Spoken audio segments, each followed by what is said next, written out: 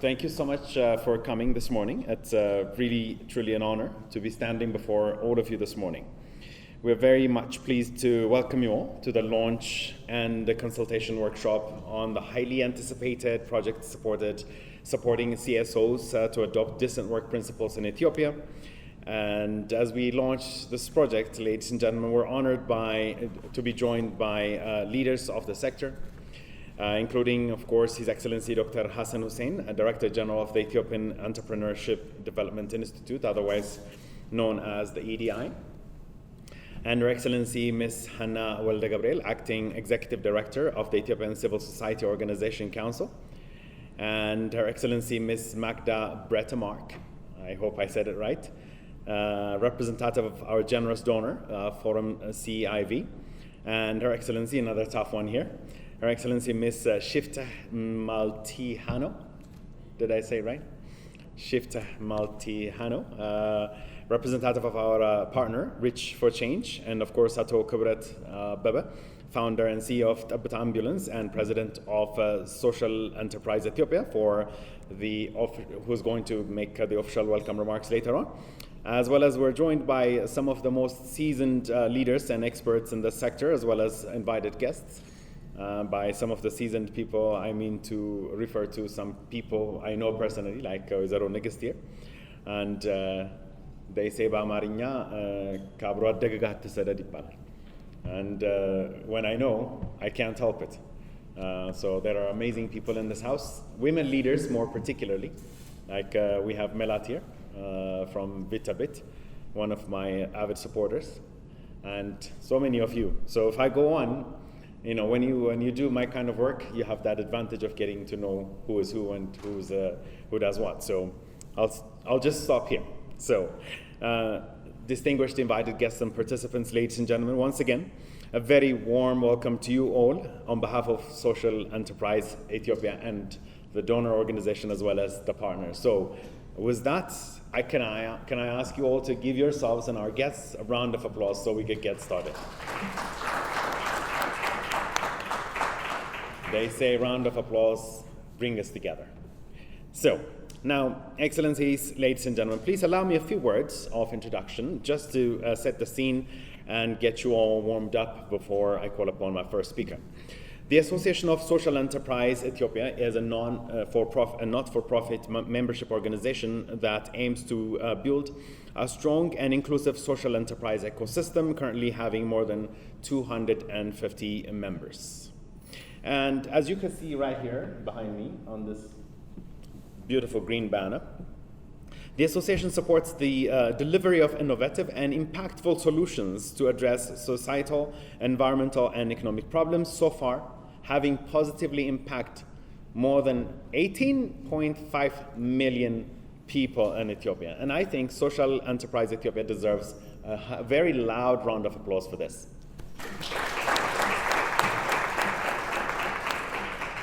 That's a very significant number.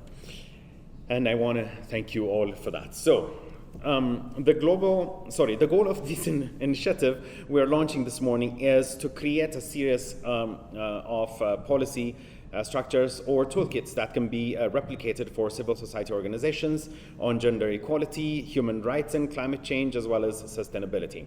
These toolkits will be aimed at supporting CSOs to adopt decent work principles to improve their developmental interventions, provide a safe and equitable working environment for all, and improve their hiring and HR processes.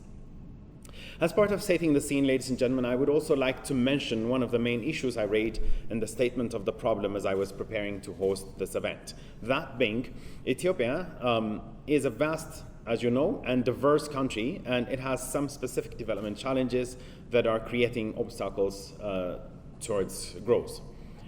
And just to mention the key figure here, unemployment rates are generally high in Ethiopia, standing at 19.1% and increasing due to lack of significant growth in sustainable jobs. And by global definition, lack of access to decent work is a fundamental violation of human rights to economic freedom. And the rate of unemployment gets worse when considering the youth, and it gets even much worse when it comes to women comparative to opportunities for men, while for those who already have jobs, working conditions remain a serious challenge. So I mentioned one of these key issues at the very outset to sort of get you thinking on the gravity of the challenges that we're faced with and what we're up against, and then how much harder we need to work as a nation if we are to achieve the goals that we stated earlier. And this is also to sort of get you excited and to remind you how much we need your engagement and your expertise and your experiences shared this morning as we launch this project. So with this as a welcome remark, ladies and gentlemen, please join me in welcoming Ato Kibret Habebe, President of Social Enterprise Ethiopia, for the official welcome remarks. Please welcome him to the stage. Good morning. Thank you very much for coming, everybody. I'm very happy and thrilled to see you here. I would like just to say thank you very much for Forum CIV, Reach for Change, and the mother. I always said our mother organization is British Council. That let me know that I'm a social entrepreneur. At the very beginning of my journey, I didn't know that I'm a social entrepreneur, frankly speaking. I'm an anesthesia person working in big teaching and referral hospital in Addis Ababa for 17 years. I just saw the prevalence of road traffic injury and I thought that I have to make a difference in this big problem. And I sold my house and buy ambulances and start my job. I know that health care should be provided for every fellow citizen equally. This is the only thing that I know. But through my journey, I understand that I'm a social entrepreneur, trying to mitigate social problems with business model sustainably. So we said that boldly now we can impact and we can make profit so that we can solve problem in a sustainable manner. You know, the problem with social entrepreneurs are the loneliness that they feel. Currently, I'm not alone. As per the study, before 5 years back, there are more than 55,000 social entrepreneurs in different sectors, in government, in private sector, and NGOs. So I'm happy to see social entrepreneurs with this mindset. And before I proceed, I would like just to say thank you very much for Adenau Masfene and his team. You know, organize this type of meeting with a short notice is not easy for your time and hard work. By saying this, today I'm here to learn, frankly speaking, what decent job is. Me, myself, I created more than 100 jobs in my specific company, providing ambulance service in Addis Ababa and paramedic college, paramedics, driver, and other people. Are we really having a decent job in our respected organization? If not, we need to learn. Ultimately, without any ego, I want to have very decent job in my company. So this is the ultimate thing why I'm here and representing, of course, more than 55,000 social entrepreneurs in Ethiopia. The peculiarity of this social entrepreneurship is that we solve problem in sustainable way, and we always say that we impact and we profit. The profit will let us just to solve problem in very sustainable manner. So all dignitary observed, our favorite boss, Dr. Hassan Hussein, who clearly understands what an entrepreneurship in Ethiopia looks like, who really understand what we are facing now as a challenge. So by saying this, enjoy the day, and all of us want to learn about a decent job. Thank you very much.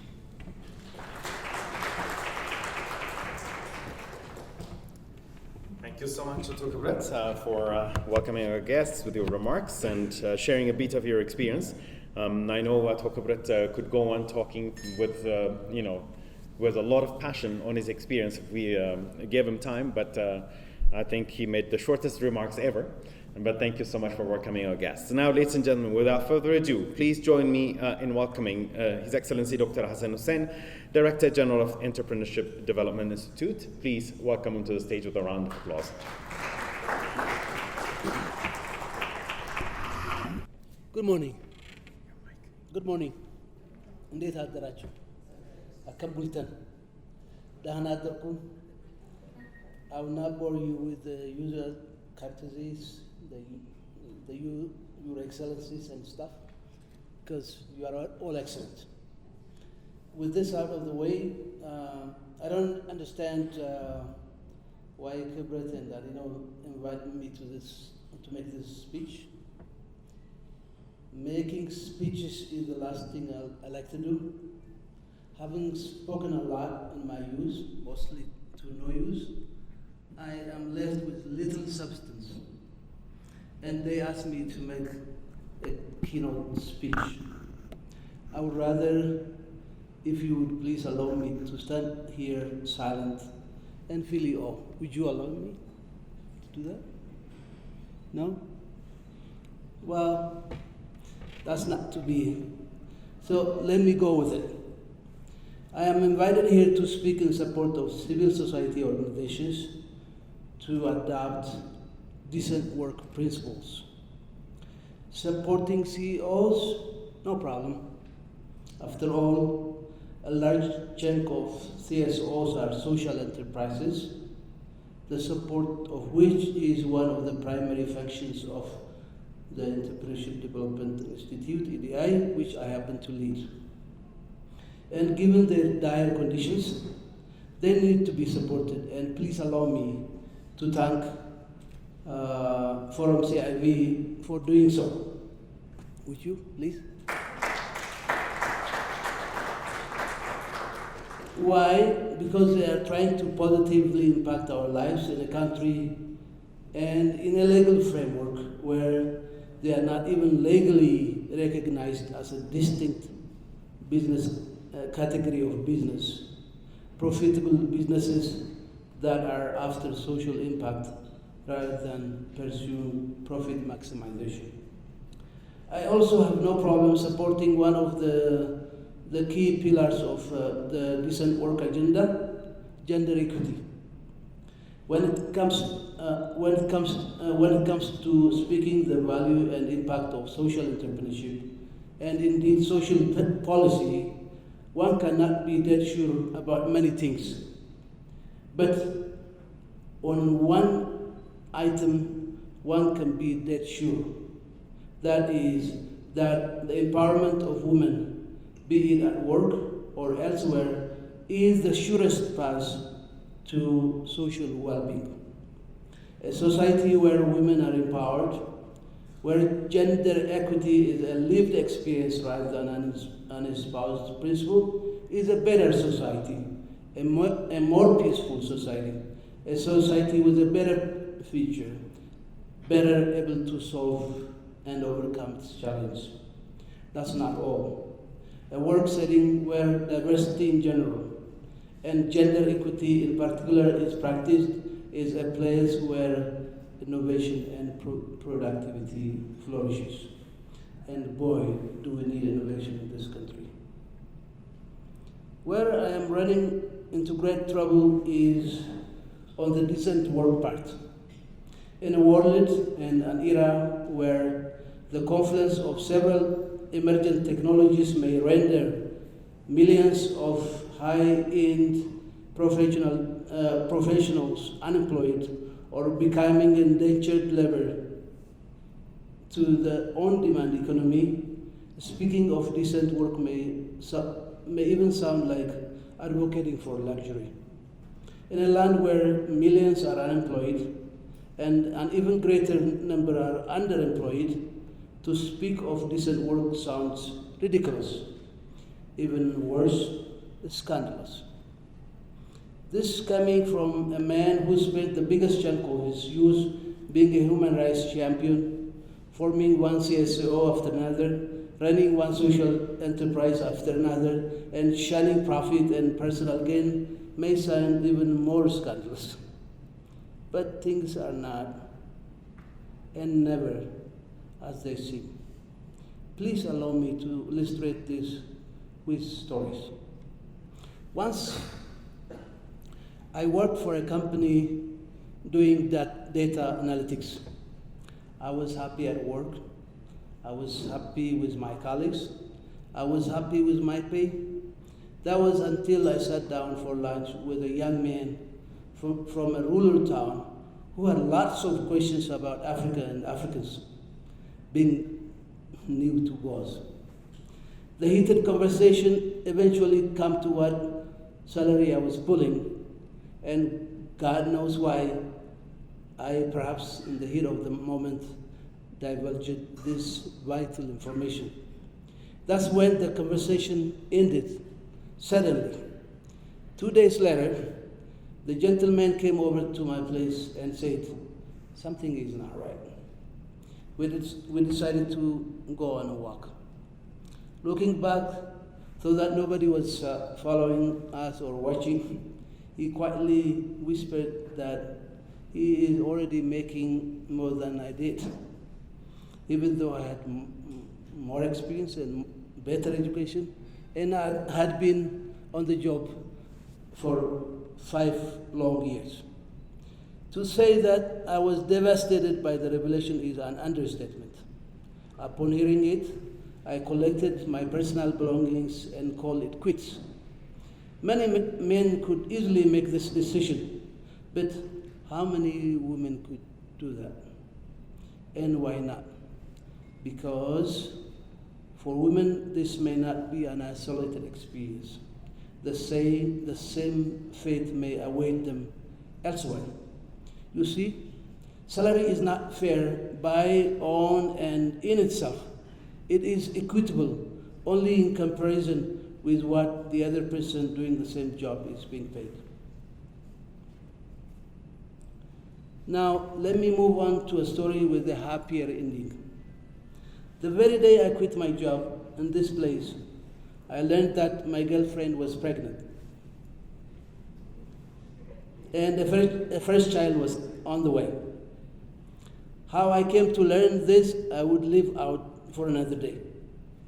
I had wanted to take a break to take stock of my life and perhaps go to school, perhaps toy with my pet dream of pursuing a career in social entrepreneurship, choosing a life of poverty, but this was not to be. A baby was on the way. So I went to a nearby temp agency, took some exams, and across the table sat a gypsy woman. After a short interview, she informed me that she was sending me to this place. On the downsides, she said I would be making considerably less than what I was making, and that the work was a bit boring and is not necessarily respectable. But she assured me that I would like it. I didn't only like it, I was blown out by it. The manager of the place, a woman, ran her place like a play zone. By no means did it feel like a workplace, but rather a party place, where young people, men and women in equal numbers, came to have fun and do some work on the side. Livable wage was the rule. You happen to be late for work? No problem. You needed a few days off to attend to some personal matters? No problem. You didn't like your job? No problem. She would find another job while at the same time helping you find yourself. There was no hierarchy. Your work was your boss. There were two currencies that reigned supreme at this place: trust and respect. In short, dignity, human dignity, is the supreme reigning and inviolable principle. On my previous job, which I told you I quit suddenly, lasting to the first coffee break was a total challenge. Time went by very slowly. very slowly, as if it refused to move at all. The time between the morning coffee break and lunch felt like an eternity.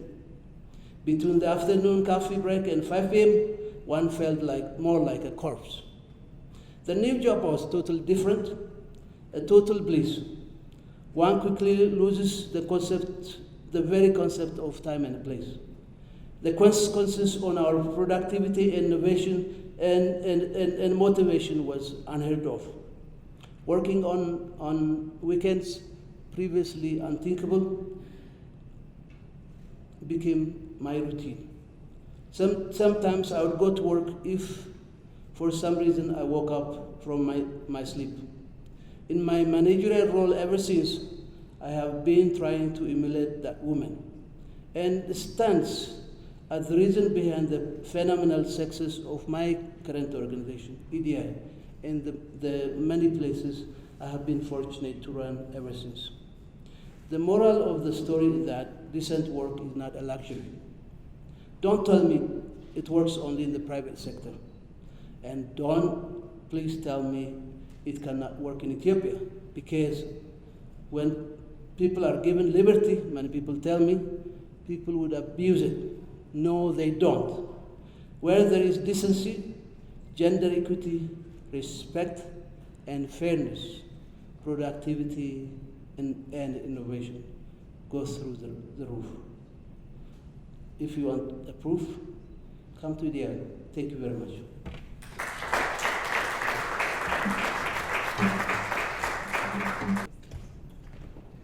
So thank you so much. When I was thinking, when Tokobrat said he understands social enterprise beyond measures, I think that message was just justified, and your speech was probably one of the most interesting speeches ever. So can you please give him a round of applause? Very, very interesting.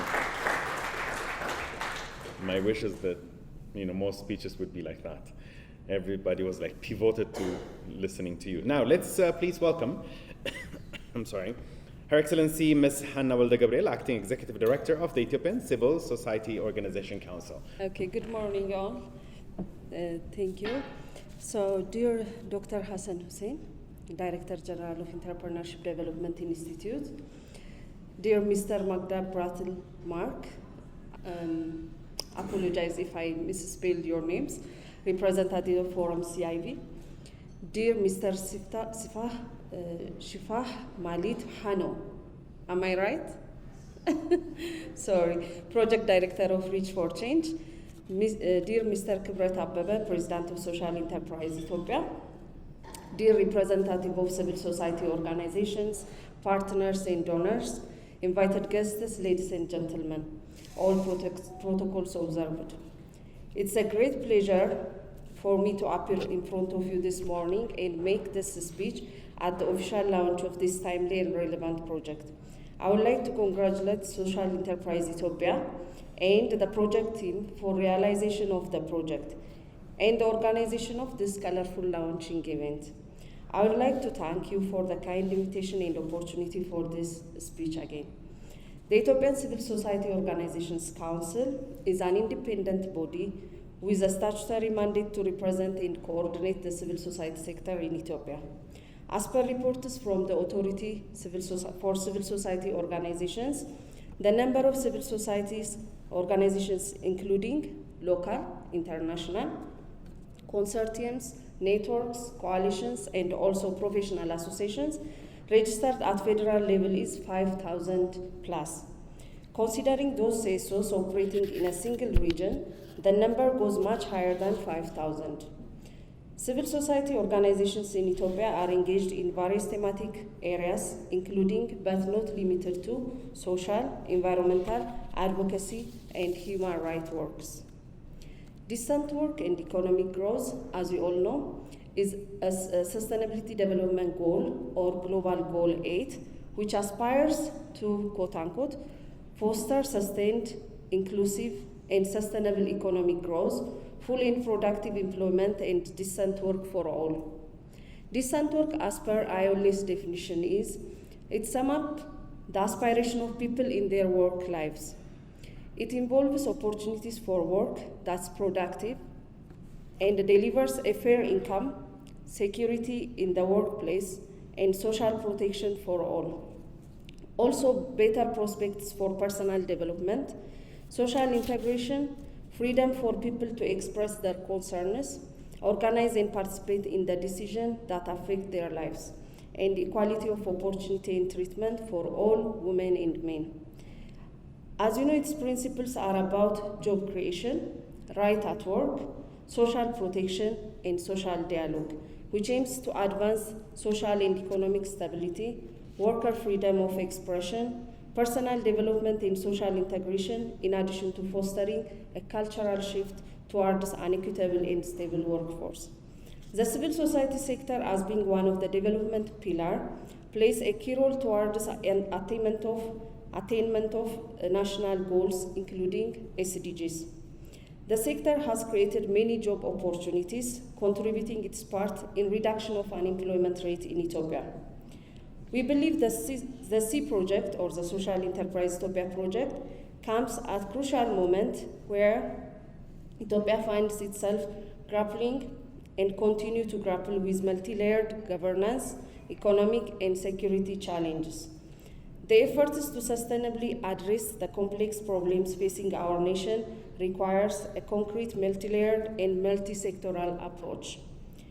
In many other countries, including our African counterparts, CESOs, have played an important role in catalyzing democratic reforms and improving the socio-economic conditions and improving the provision of social services. The relevance of this project, which we are launching today, lies in its potential to create an enabling environment for citizens and increase the role of and contribution of civil societies in adapting decent work and economic growth in the country. The Council highly welcomes the launching of this project, not only because it will strengthen the capacity of local CESOs to adapt decent work and principles, but also it has a potential to support the self-governance effort of the Council or the sector in promoting the implementation of the civil society organizations code of conduct, which incorporates some of the decent work principles. Put differently, the project comes as another vital opportunity to advance the institutional mandate and goals of the Council. Again, as an organization that represents and coordinates CESOs and promote the repositioning of CESOs in human rights upholding and promotion of human rights, good governance, and peace building, we see the strategic relevance and importance of the project towards the overall development of the sector.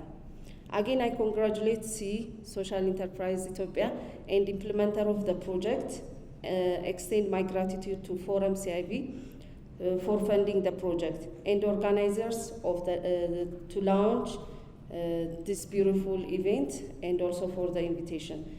Taking this opportunity, I would also like to confirm the Council's readiness to step up its engagement as rightly envisioned by the project and strengthen the relationship between the Council and C for the betterment of the people of Ethiopia. As a leadership of the Council remains committed and will do everything possible in its power to the success of undertaking this project activities. I look forward to further collaborating and working with C and all of you. Thank you again. Now let's go to seeing the overview on and the objectives of the project, which will be orally presented by the CEO of Social Enterprise Ethiopia, Mr. Adeno Mesfin. Please welcome Adeno to the podium.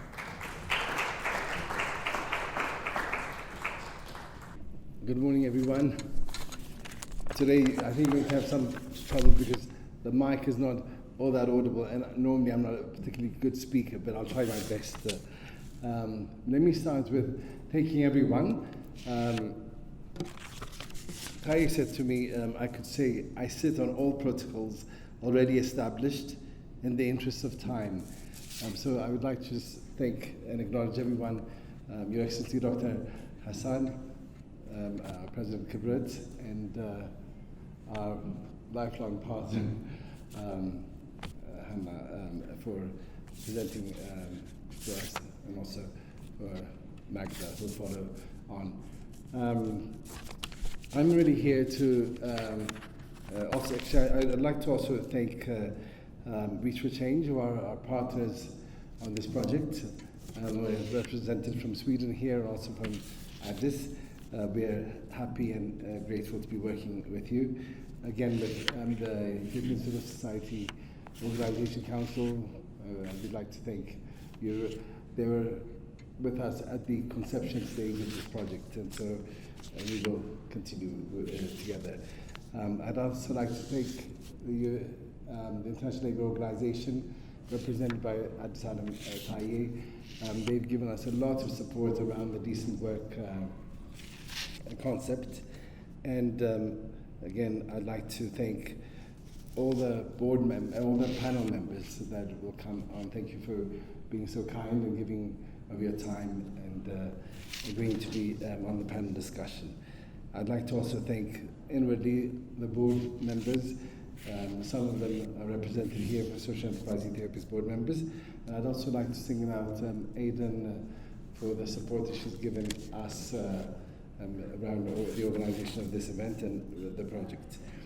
Going straight to around the project, at the conception stage, really we did a very quick survey of CSOs and looking at the focus on work with support from the council, and we identified really that decent work, particularly in Ethiopia, was not being applied in the same way that there was a focus from government and the ILO around the private sector. So we thought that this project would be important because, I don't know if you know, but decent work is the 8th Sustainable Development Goal. And so that's how this project came to being. The other thing also we noticed in Ethiopia is that a lot of people know their rights, a lot to do with the history, the socialist history that Ethiopia has gone through. But very often, there's always trouble in terms of people understanding their responsibilities. Rights come with responsibilities. And so decent work really magnifies that. And so we did that. And then the last thing, I think, is the issue of the carrot and the stick. In Ethiopia, the stick is much, much bigger than the carrot. That's the default position. Whack 'em. So we're trying to start a new sort of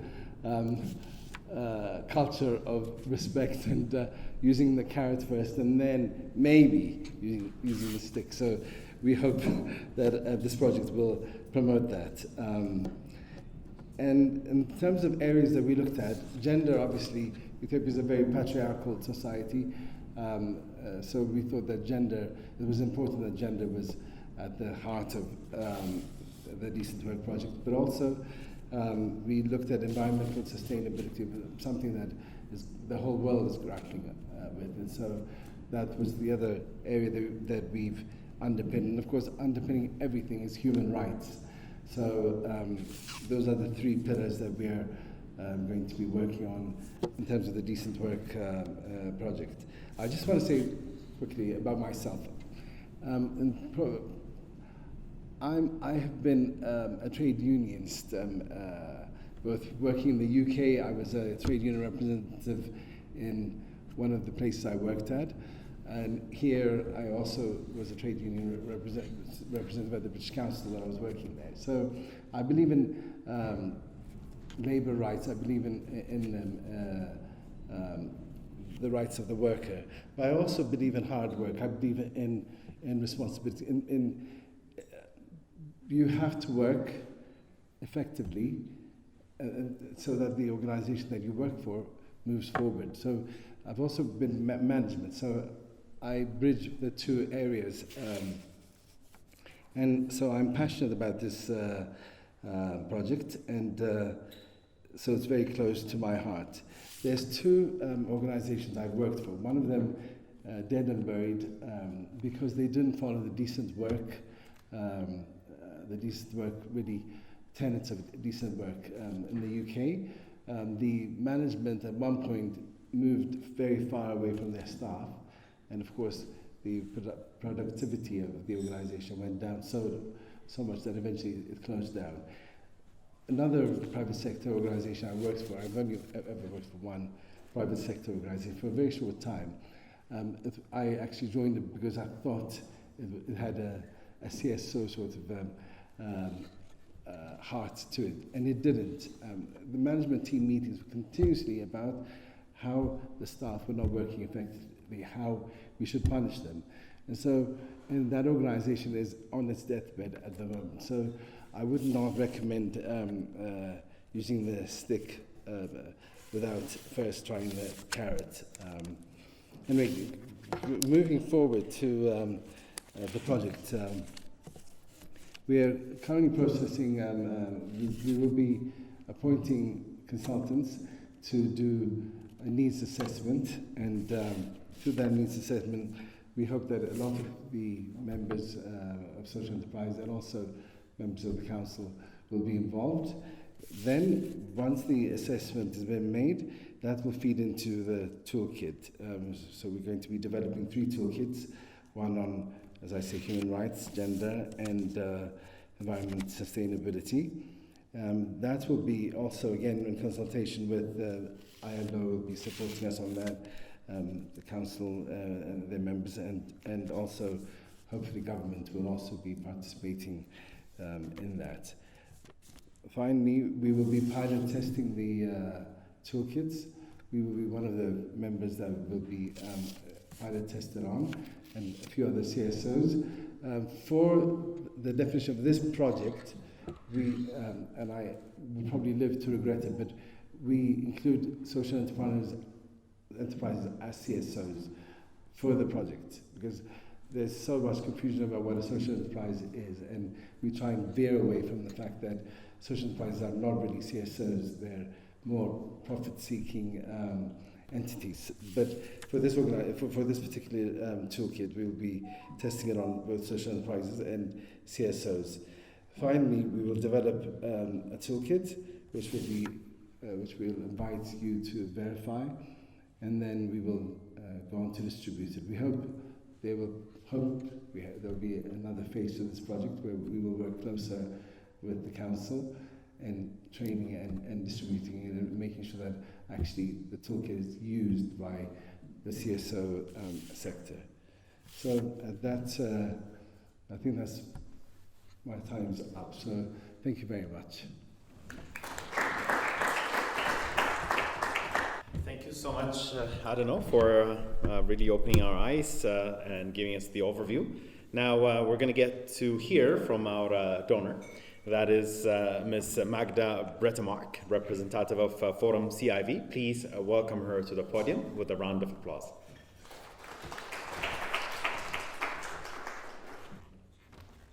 Good morning, everyone. Thank you, Ms. Kibret, Dr. Hassan, Ms. Hannah, and Ms. Adeno for sharing. I am here as program officer at Forum CIV. I am the program officer for Reach for Change. And Forum CIV is a Swedish member-based civil society organization working on a global scale. And our purpose is to strengthen people around the world who organize to claim their rights and to advocate for change that contribute to a just and sustainable world. I can see, and when I see you, we are a platform for exchange of experience and advocacy. And it's just what you will do today. We are an organization that have a theory of change, and we work in partnerships with civil society and other strategic actors. So our partners is Reach for Change. and is one of many organizations in different countries. We have more than 100 projects or programs in whole the world, but it's through organizations like Reach for Change, and we have some few programs as Forum CIV. We believe that the partnership based on cooperation between different actors through networks, coalitions, and alliances can lead to social change on both an individual level and a structural level. And your experience is telling for that. You are sharing experience on different levels. And I here because we use a robust approach as a way to change the unjust power structures and discriminatory norms caused by a multitude of civil, political, social, cultural, and economic injustices. A robust approach requires, through contextual analysis, to understand the power structures and driving factors against human rights and sustainable development.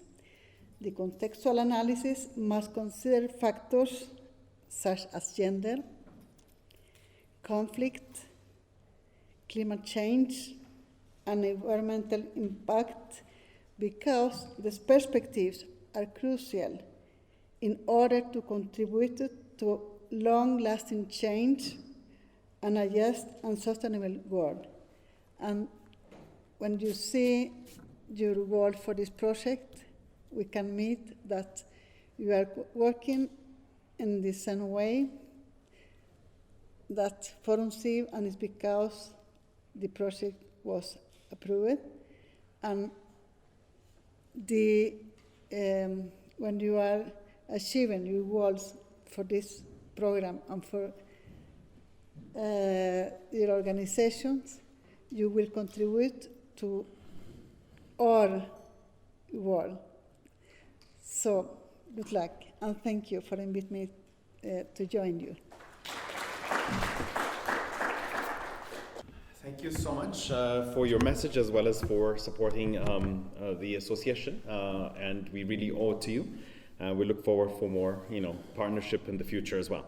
So, with this, ladies and gentlemen, we're going to conclude the first session of this morning.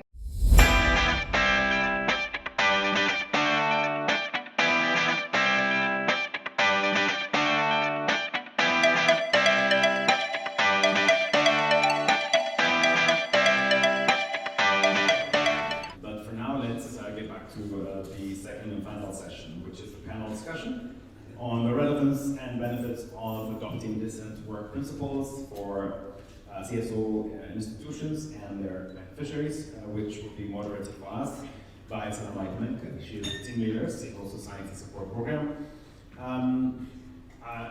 Salam has a lot to tell about, but just for the formality of it, I will share some of her profile, and then if there is anything else she would like to add or what she wants us to know, then I will let her fill in. But then I would just invite her to the stage. So Salam is a certified manager from the Institute of Certified Professional Managers, ICPL, of James Madison University, and she has an MA in Social Anthropology and a master's degree in Quality and Productivity Management and a bachelor's degree in Education.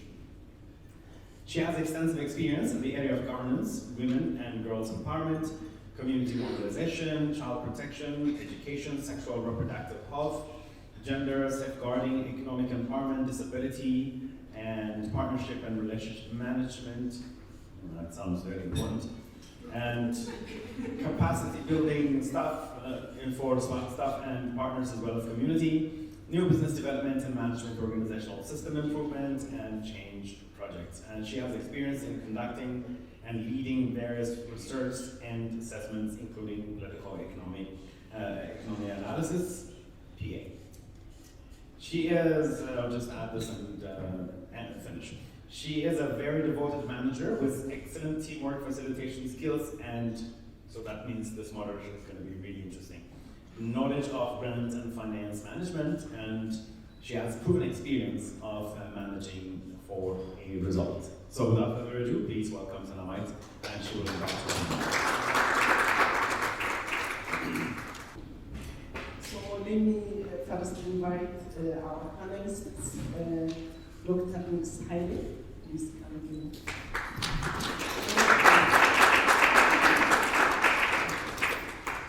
Zelalem.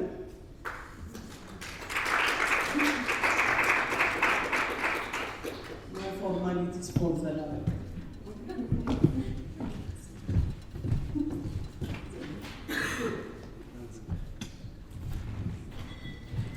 Abdisalam.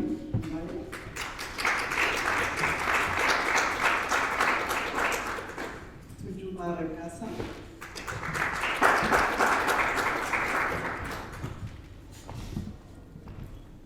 Thank you for coming back on time from the break for this session.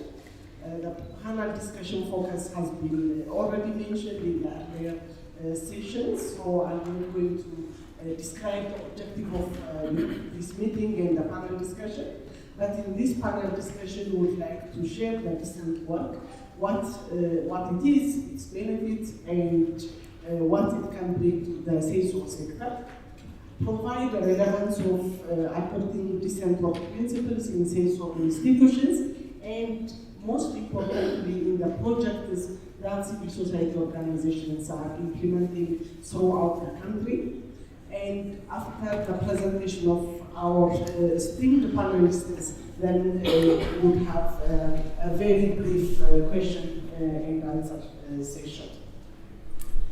Our panelists have a lot of experience in this area. Let me give a brief opening or introduction of our panelists. Dr. Ms. Haile is a founder and executive director of Center for Accelerated Women's Economic Empowerment. She will share her experience of the CSO that she leads and illustrating how effective the organization is in terms of impact, her role, and also that with the recent work.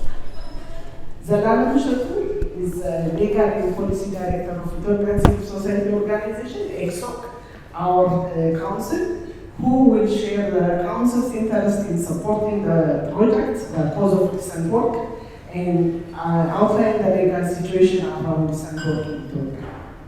Abdisalam Abai, Gender Officer for International Labour Organization, ILO, should provide an overview of recent work and explain ILO's agenda, framework, and pillars for us. Tujuma Rakasa is Kaiser Excellence Center consultant, and he will share his practical knowledge in implementing recent work projects, highlighting quantifiable results of this and how they apply to the CSO sector and the work that the CSO sectors are doing all over the country. I'll give each, starting from Dr. Lewis, 6 minutes. I'll have a timer. So 6 minutes is time. We are required to finalize this panel discussion on time. So thank you, Moderator. I'm not sure if I'm going to have 6 minutes. In any case, my sincere thanks to my dearest brother Kubrat, who is our goodwill ambassador. We are also our goodwill ambassador, Atushbesha, who is here. Yes, these are men that have very good heart for women, that are adding their voices to our campaigns. I have the banner over here, social enterprises impacting lives, but still going for profit. So that means a lot. Unfortunately, they are not given focus, starting from the registration process, which I know very well. Anyways, my organization, the Center for Accelerated Women's Economic Empowerment, we accelerate like our name, Women in Export. We are a trade promotion organization organization registered under not the civil society, but under the Ministry of Trade, the past Ministry of Trade and Industry. Non-profit, again, working more in empowering women, particularly marginalized women that do not have chances of generating income, again, ultimately having decent work. Beyond accelerating our members, we have quite diverse women involved in export, starting from our specialty coffee up to our specific specialty leathers that our women are exporting. But we usually support them, educate them so that they have to be involved in creating decent work. Because as an organization, we don't create decent work, but it's the companies that can, the private sector, we believe should be the engine of growth, the instrument for creating jobs that is going to be expected to be instrumental. So we always educate our members in creating decent work, not only decent, but dignified and fulfilling jobs. So we target on, as I said, on marginalized women, both living in urban, semi-urban, and also in rural areas. Our business model is very unique. We provide marketable skills. We have a reason underlining it marketable. You know, skills are provided in any way, but we provide marketable skills that can create decent jobs, dignifying and fulfilling work. So in this process, we had been working quite a lot and currently expanding our reach. We have gone beyond Ethiopia, even though we have our registration under the Ethiopian government. We currently are operating in Kenya, particularly working on the current African trade bill, the African Continental Free Trade Area Agreement, which we believe can create lots of jobs, lots of decent works for marginalized poor. So we will have our presence in Lome, Togo, where Ethiopian Airlines and Ethiopian Cargo has a huge presence, Lome being a very strategic flight dispatch area. So currently we are closely working with Ethiopian Cargo and Ethiopost, again, ultimately creating more export outreach to Ethiopian women and beyond to the continent. So in this process, we had been working quite a lot in creating decent work. Very briefly, from the 6 minutes I have, I think 3 minutes is already gone. CAWE had been an implementing organization for the former First Lady's Economic Empowerment Program, former First Lady Roman Tesfaye. This was a 3-year program, and the team was connecting 1,500 women to the export market.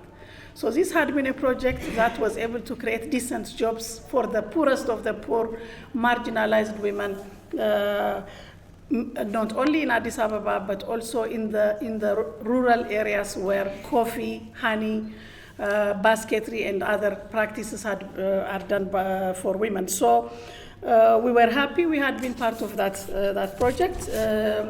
We are also the implementing organization for GIZ Sustainable Initiative Jobs.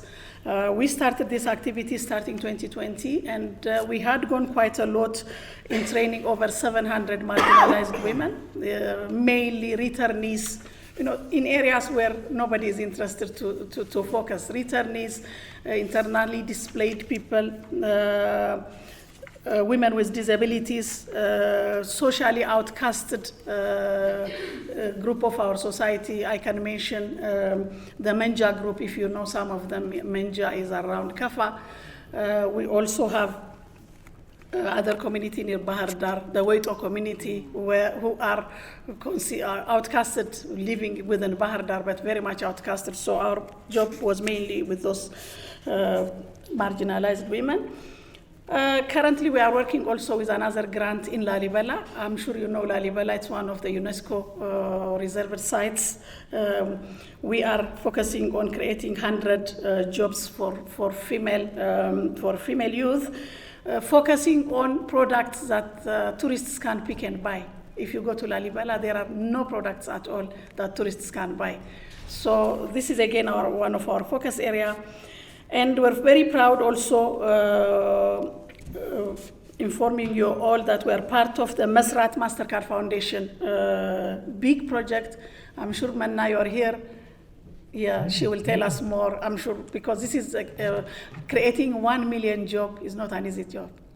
So we're glad we're part of that consortium, and we had been so proud when the project started in 2023. We had been one of the champions who have done a lot of work on that, because 80% of the women are expected to be, from 1 million, 80% are expected to be women. My time up, so you want me to stop? 2 minutes. Another project on the pipeline, again, very much related to decent work, is MIRT. I'm happy, Petco, where are you? Yeah, Petco is going to be our partner. This is again another MasterCard Foundation huge project where we are in the process of working to create thousands of jobs, and we're glad we're part of that.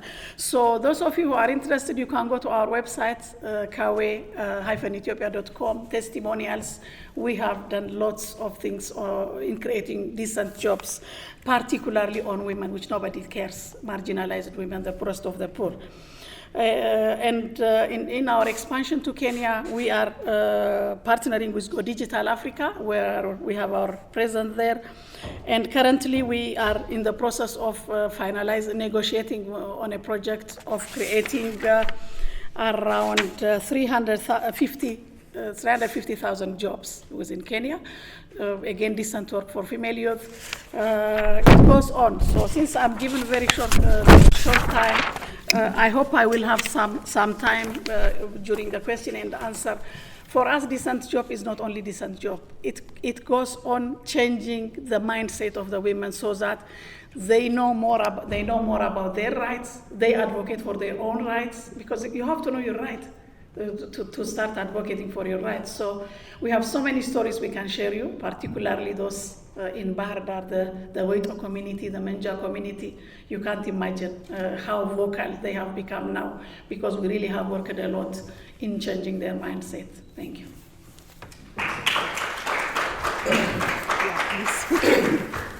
Thank you. My name is Zalat Mosheto. I'm from the Ethiopian Civil Society Organization Council.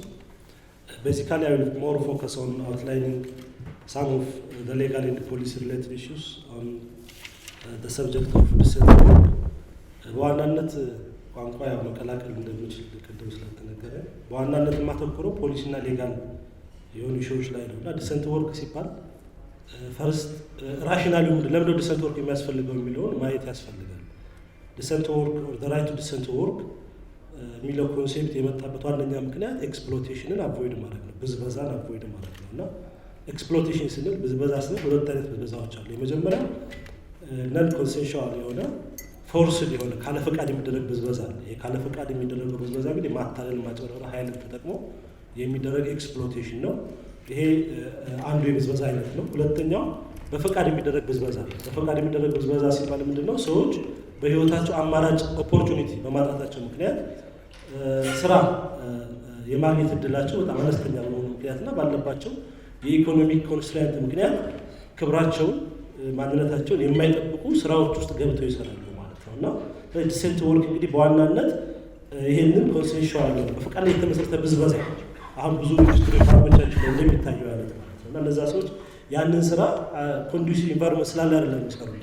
ያንን ባይሰሩ መኖር አይችሉም ነው። ዛም ነው ኦፖርቹኒቲ ኢኮኖሚክ ኦፖርቹኒቲ ስለሌላቸው ተገደው ራሳቸውን ብዝበዛ ውስጥ የሚያስገቡበት ሂደት ማለት ነው። እና ስለዚህ ዲሰንት ወርክ እንግዲህ እንደ በተለይ ሁለተኛው አይነት ብዝበዛዎችን ለማስቀረት የሚመጣ የመጀመሪያው አይነት በግዴታ የሚመጣ አይነት ብዝበዛ እሱ የወንጀል ጉዳይ ነው የሚሆነው። በዋናነት ከማይግሬሽን ጋር ከሂውማን ትራፊኪንግ ጋር በሰው የመነገድ ወንጀል ጋር የተያያዘ ነው። ሁለተኛው ግን ይሄ ከሌበር እና ከሶሻል ፕሮቴክሽን ጋር የተያያዘ አሁን የምናወራው ማለት ነው። ይሄ በዋናነት እንግዲህ ሰዎች አማራጭ በማጣታቸው ምክንያት ራሳቸውን ለብዝበዛ የማይጋለጡበት ሂደት ነው። ስለዚህ ዲሰንት ወርክ ዲፊኒሽኑ ትርጉሙ ምንድን ነው ስንል እንግዲህ ምንድን ነው? ኢትስ አባውት ክሬቲንግ ኦፖርቹኒቲስ፣ ወንዶችም ሴቶችም ክብራቸው ተጠብቆ፣ ደህንነታቸው ተጠብቆ፣ ነፃነታቸው ተጠብቆ የሚሰሩባቸው ስራዎችን፣ እድሎችን መፍጠር ማለት ነው። ሶ ዲስ ዲሰንት ወርክ እንደ ራይት ነው የሚቆጠረው። እንግዲህ ብዙ ኮምፖነንቶች ይኖሩታል። የመጀመሪያው ስራ የማግኘት መብት ነው። ኦፖርቹኒቲ ቱ ወርክ ስራ የማግኘት መብት ነው። ይሄ እድሉን ማግኘት ነው። ስለዚህ እድሉን ማግኘት ብቻ ሳይሆን ደግሞ ይሄ የተገኘው ስራ የሚሰራበት ኮንዲሽን ኮንዲሽን ሀብ ቱ ቢ ኮንዱሲቭ በጣም ምቹ መሆን መቻል አለበት። ምቹ ብቻ ሳይሆን እነዚህ ሁለቱ በዋናነት ከስራ መኖር ጋር የተያያዙ ናቸው። በተጨማሪ ፕሮዳክቲቭ መሆን አለበት። በስራ ቦታቸው ላይ ደግሞ ኢኳሊ ዲግኒቲያቸው ተጠብቆ ኢኳሊቲ ተጠብቆ ትሪት መደረግ መቻል አለባቸው የሚለውና እንደዚሁም የስራ ደህንነት ዋስትናቸው መጠበቅ መቻል አለበት። ቢታመሙ ቢሞቱ at the same time ችግር ቢያጋጥማቸው የአካል ጉዳይ ቢደርስባቸው all these issues and job security ጨምሮ አጠቃላይ ስራ ቦታቸው ላይ ሴኩሪቲ ሊኖራቸው ይገባል፣ ክብራቸው ሊጠበቅ ይገባል። ስለዚህ when say decent work የመጀመሪያው employment ነው፣ ስራውን ራሱ መፍጠር ነው። ሁለተኛው ስራው በሚሰራበት ቦታ ላይ እና በሚሰራበት ሂደት ላይ ደግሞ ያለውን መብቶቻቸው ሊጠበቁ ማድረግና ሶሻል ፕሮቴክሽኖች እንዲያገኙ ማድረግ ነው። እነዚህ ነገሮች የሚያስፈጽሙባቸው ሶሻል ዳያሎጎች እንዲኖሩ ማድረግ ነው። ይሄ ማለት አስ ወርከር በዲሲሽን ሜኪንግ ፕሮሰሶች ላይ ኢንጌጅ የሚሆንባቸው በሰራተኛ ማህበሮቻቸው ተደራጅ ድምጻቸውን የሚያሰሙባቸው ሂደቶች እንዲኖሩ ምቹ ሁኔታዎችን መፍጠር ነው። እነዚህን 4 ፒላሮች ይይዛል ማለት ነው።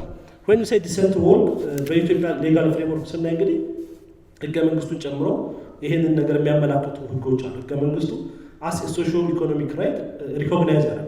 አንቀጽ 44 አካባቢ ብታዩት ማንኛውም ሰው ኑሮውን መምረጥ ይችላል፣ ስራ መምረጥ ይችላል፣ የሚፈልገውን ስራ የመምረጥ መብት አለው። መንግስትም ደግሞ እንግዲህ የስራ ዕድሎችን ለመፍጠር ተገቢውን ጥረት ማድረግ አለበት፣ አስፈላጊ የሆኑ ፖሊሲዎችን ማውጣት አለበት የሚል ግዴታዎች ያስቀምጣሉ።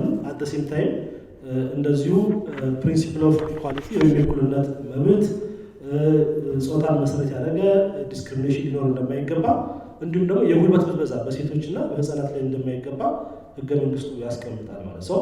ዲስ the right to decent work imply የሚያደርጉ rights are recognized within our constitution, but the constitution recognize these issues as a socio-economic right. This means these rights have no immediate implementation plus enforcement before the court. They will be implemented progressively ማለት ነው። ስለዚህ ፕሮግሬሲቭ ሪያላይዜሽን ያላቸው ሪኮግናይዝ የተደረጉት እንደ ሶሺዮ-ኢኮኖሚክ ራይትስ ስለሆነ ማለት ነው። ስለዚህ ዲዩቲ ቢኖሩ ይሄ ማለት ነው ማለት ነው። ፕሮግሬሲቭ ሪያላይዜሽን ማለት አፈጻጸማቸው በስቴቱ አቅም ላይ የተመሰረተ ነው ማለት። ስለዚህ the state is at a duty brand, so we need to support the state to build its capacity to ensure decent work የሚለውን ነገር ይሰጠናል። እንግዲህ ኢትዮጵያ የፈረመቻቸው በርካታ ዓለም አቀፍ ስምምነቶች አሉ። እነዚህ የኢትዮጵያ ህግ አካል ናቸው። ከነዚህ ውስጥ አንዱ የአይሎ ሩል ህጎች በሙሉ ኢትዮጵያ አዶፕት ታደርጋለች። ስለዚህ እነዛ በኢትዮጵያ ኮንቴክስት ባይንዲንግ ናቸው። እንዲሁም ሌበር የሌበር ፕሮክላሜሽን የሲቪል ሰርቫንት ፕሮክላሜሽን all this and occupational and safety health directive, social protection policies, all this recognized some instance of the decent work እና decent work የሚመለከቱ ነገሮች ሪኮግናይዝ ያደርጋሉ። በኋላ ካፓቸው ላይ ይመጣሉ። አት ዘ ሴም ታይም ሲቪል ሶሳይቲ ሴክተሩ ላይ በምንመጣበት ጊዜ እንግዲህ ሲቪል ሶሳይቲ ሴክተሩ ኮድ ኦፍ ኮንዳክት አለው የሚመራበት እና ይሄ ኮድ ኦፍ ኮንዳክት ከዲሰንት ወርክ ጋር የተያያዙ መርሆችን ሪኮግናይዝ ያደርጋል። ዋናነት ሪኮግናይዝ ያደርጋል። ለምሳሌ ኮድ ኦፍ ኮንዳክት ስናይ አንቀጽ 10 ላይ ሪኮግናይዝ ሪስፔክት ፎር ሂውማን ራይትስ ሰብአዊ መብትን አክብሮ መስራት አንዱ የሲቪል ሶሳይቲ ኮድ ኦፍ ኮንዳክት ማለት ነው። ጾታንና ሌሎች ነገሮችን መሰረት ያደረጉ ዲስክሪሚኔሽን ሊኖሩ አይገባም።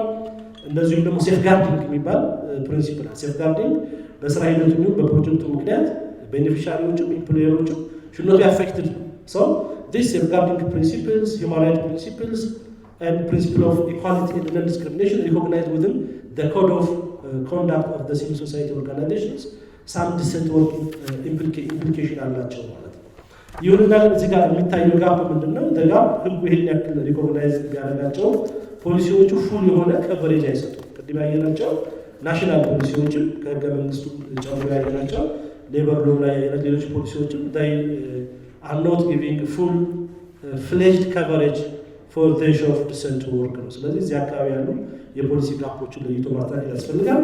within the civil society sector ቢሆን እነዚህ ቅድም የጠቀስናቸው ፕሪንሲፕሎች incorporated on the code of conduct they are not implemented in the sense of all within the perspective of decent work ማለት ነው። ኢምፕሊመንት የምናደርጋቸው ሴክተሩን አካውንቴብል ከማድረግ አንጻር ነው እንጂ ከዲሰንት ወርክ አንጻር የተቃኙ ያለው ነው። ስለዚህ ሲቪል ሶሳይቲ ሴክተሩ ኮድ ኦፍ ኮንዳክት ከዲሰንት ወርክ አንጻር ቃይቶ እነዚህ ነገሮች ኢምፕሊመንት ማድረግ በሴክተሩ ላይ እንዲመጣ ያደርጋሉ። ለዚህ እንግዲህ we have to work on the duty bearers as a human rights based approach as well as on the beneficiaries የሚለውን ዲስከስ ማድረግ ያስፈልጋል። ቴንክ ዩ። Thank you, Zalala. We would like us to give you more work, so he will actually give you some of the quick updates. So, for the benefit of the non-academic speakers in the audience, I would summarize the highlights of the points he mentioned, especially the points he mentioned in Amharic.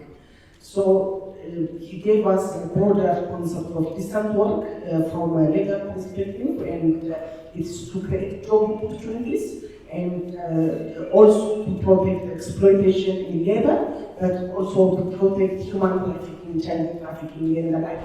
Arrival workers, dignified work, and also protection in migration. It's also to provide job security, social security, and Ethiopia in its constitution has, an article which is Article 44, which covers equality issues, non-discrimination, protection of children and women from labor abuse and from child labor, and also Ethiopia ratified international laws like the law of ILO in distant work. Zalala also mentioned the work of civil society in these areas, he mentioned code of conduct and safeguarding in that perspective, but it has a gap since it's there as accountability for civil society sector, not as a distant work area. So that is, or a sense of distant work, so that is a gap for civil society. And from the legislative gaps for Ethiopian government in Ethiopia, no full coverage from all these different policies. So they cover bits and pieces, but full coverage might be an area of advocacy and making sure that the different policies are linked. If I misrepresent, he can correct it with the Q&A session. Now I'll give the chance. I don't give a round of applause for me. Thank you. Okay. Thank you so much. Honestly, by now I'm feeling like leaving this chair and going back to my seat because all my points are taken. So, in any case, my name is Addis Salam. I work for the ILO and particularly for decent work, advancing decent work program. Our program basically focuses on the manufacturing sector, and our target are mostly workers within the industrial parks, and we have national outreach. We work in almost all the major regions and industrial parks. But the overall points I want to say, or I want to mention about the ILO and decent work, like I said, I already said, and just to say a few points, the ILO has a global mandate working on the decent work agenda. The organization adopted the agenda in 1999. Actually, you all know, I think, ILO is a very, very century-old organization. We recently celebrated our 100th anniversary in Ethiopia, just a month back. So we are really old and very technical and very legal. So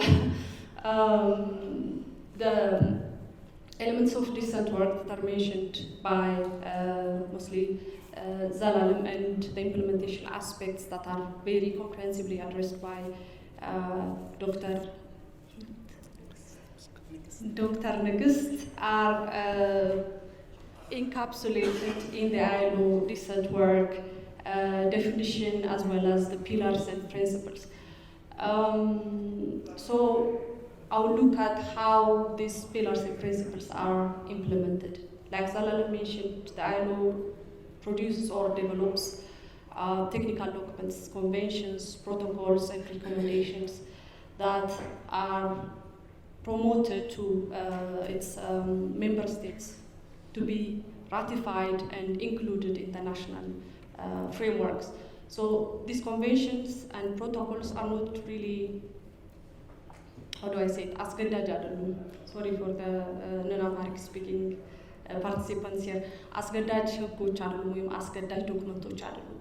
ሶ ምን ይደረጋል? ኮንሰልት ይደረጋል ቢትዊን አመሰራረቱ አይሎ ምንድነው? ትራይፓርታይት ስትራክቸር ነው ያለው። ትራይፓርታይት ስትራክቸር ስንል ምንድነው?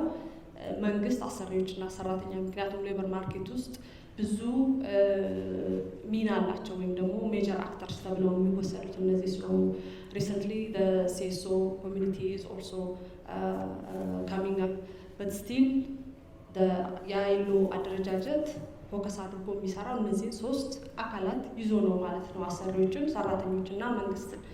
እዚህ ኮንቬንሽኖች ዴቨሎፕ በሚደረጉ ጊዜ እነዚህ አካላት በተቀመጡበት አብረው ኮንሰልቴሽን የሚዘጋጁ ዶክመንቶች ናቸው ማለት ነው። እንደን አባል ሀገራት እነዚህ ዶክመንቶች ወስደው ኮንሰልት አድርገው የራሳቸው ናሽናል ኮንስቲትዩንስ ኮንሰልት አድርገው አዶፕት ይደረጋሉ። አዶፕት ሲደረጉ ህግ ይሆናሉ ማለት ነው። when you come to the ሪኮመንዴሽኖቹ ምንድን ናቸው?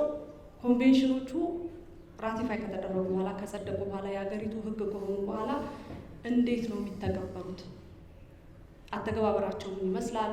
የሞኒተሪንግ እና ፎሎ አፕ የሪፖርቲንግ ሜካኒዝሙ ምን ይመስላል? ኢምፓክት እንዴት ነው ካፕቸር የሚደረገው የሚለው የሚያሳዩ ጋይድላይኖች ናቸው ማለት ነው። ሶ በዚህ ዌይ ነው የዲሰንት ወርክ አጀንዳውን ግሎባሊ ፑሽ የሚያደርገው። ከዛ በተጨማሪ ዲሰንት ወርክ ካንትሪ ፕሮግራምስ የሚባሉ ዶክመንቶች ይዘጋጃሉ። እነዚህ ዶክመንቶች የሚዘጋጁት በ5 ዓመት አንድ ጊዜ ነው።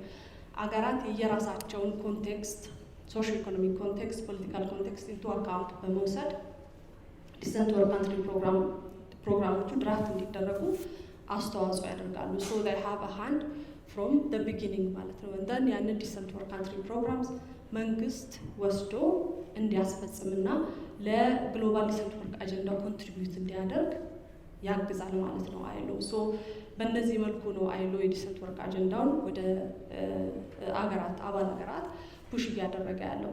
ሶ ከረንትሊ ወደ 187 አካባቢ ሜምበር ስቴትስ አሉት ግሎባሊ ማለት ነው።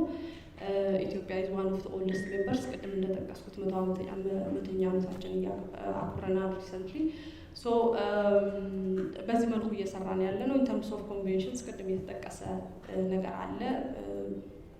190 አካባቢ ኮንቬንሽኖች ናቸው ያሉት።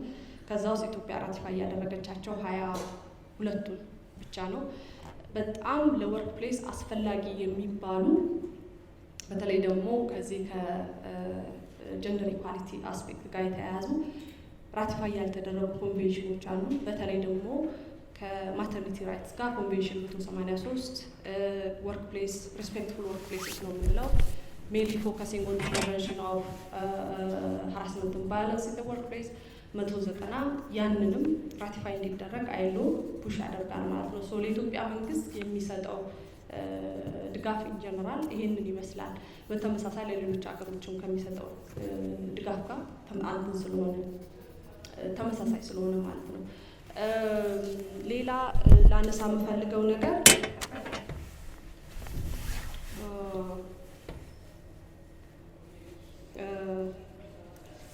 ከወርክ ፕሌስን በተመለከተ ስፔሻሊ ደግሞ የተነሱ ፕሪንሲፕሎች አሉ። 4 ፒላሮች አሉ። አንደኛው አንድ ደቂቃ የተነሱ ፕሪንሲፕሎች አሉ በዲሰንት ወርክ አጀንዳ ውስጥ የሚካተቱት አክሰስ ቱ ኢምፕሎይመንትን። ስለ ኢምፕሎይመንት ስናስብ በአይሎ ፎሎ የምናደርገው ፍሬምወርክ አለ። ያ ፍሬምወርክ ምንድን ነው?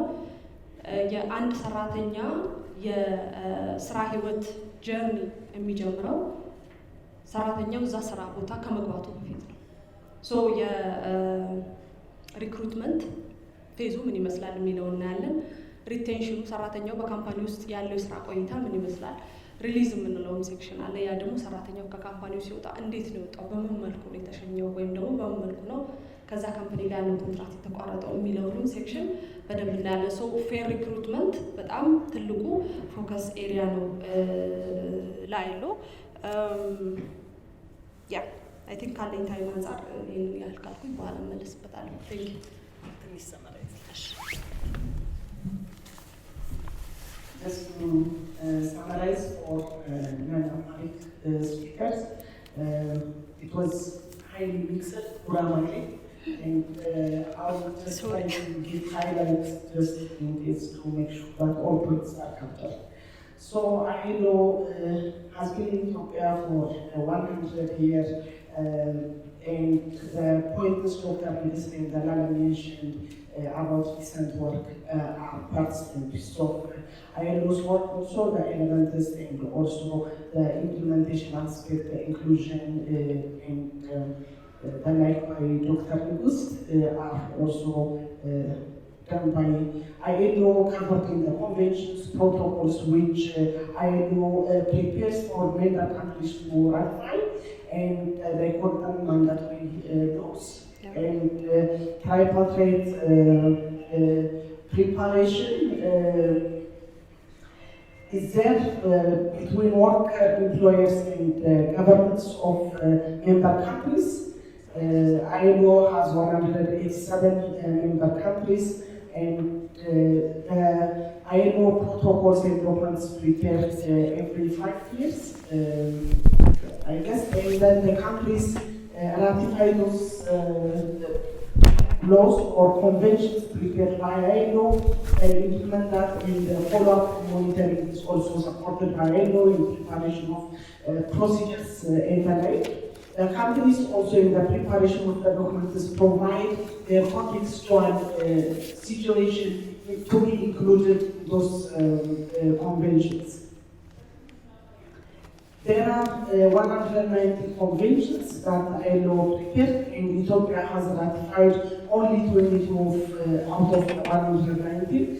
There are conventions that are not ratified, especially focusing on gender, maternity covers and the like. Convention is 3 and 90. So there is advocacy work required in that area. ILO is also working, and I think it's good to know this audience also, these are the areas not yet ratified. And the ILO framework looks into the details of the whole process of recruitment, retention, and release, and fair recruitment is one of the areas that ILO focuses. Round of applause for Alexander, please.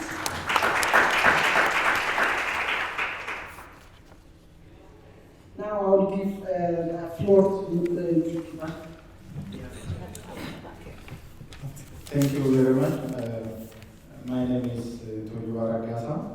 I am certified Kaizen and SCORE consultant, and I have been implementing Kaizen principles and across different sectors for the past 12 years. So thank you very much to invite me to present my practical experience. In this past 12 years, I have been implementing Kaizen and SCORE, ILO SCORE project principles in different organizations to drive continuous improvement by empowering and promoting collaborative approach and inclusive approach, where each employees are empowered to suggest improvements and implement improvements. So in this implementation, one notable example from, especially from manufacturing company, showcase the power of these initiatives. By leveraging Kaizen and the SCORE projects, we are able to increase capacity utilization percentage by 50%.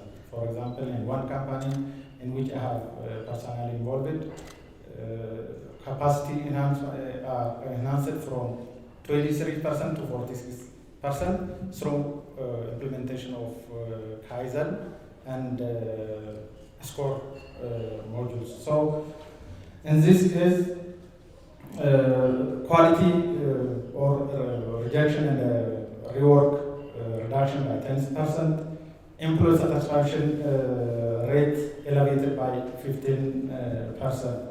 This resulted in tangible benefits such as salary increments, 3-month bonuses, and enhanced female participation in decision-making processes, especially through different structures, quality control circles, PICs, performance improvement consultative committees, natural teams, and so on. So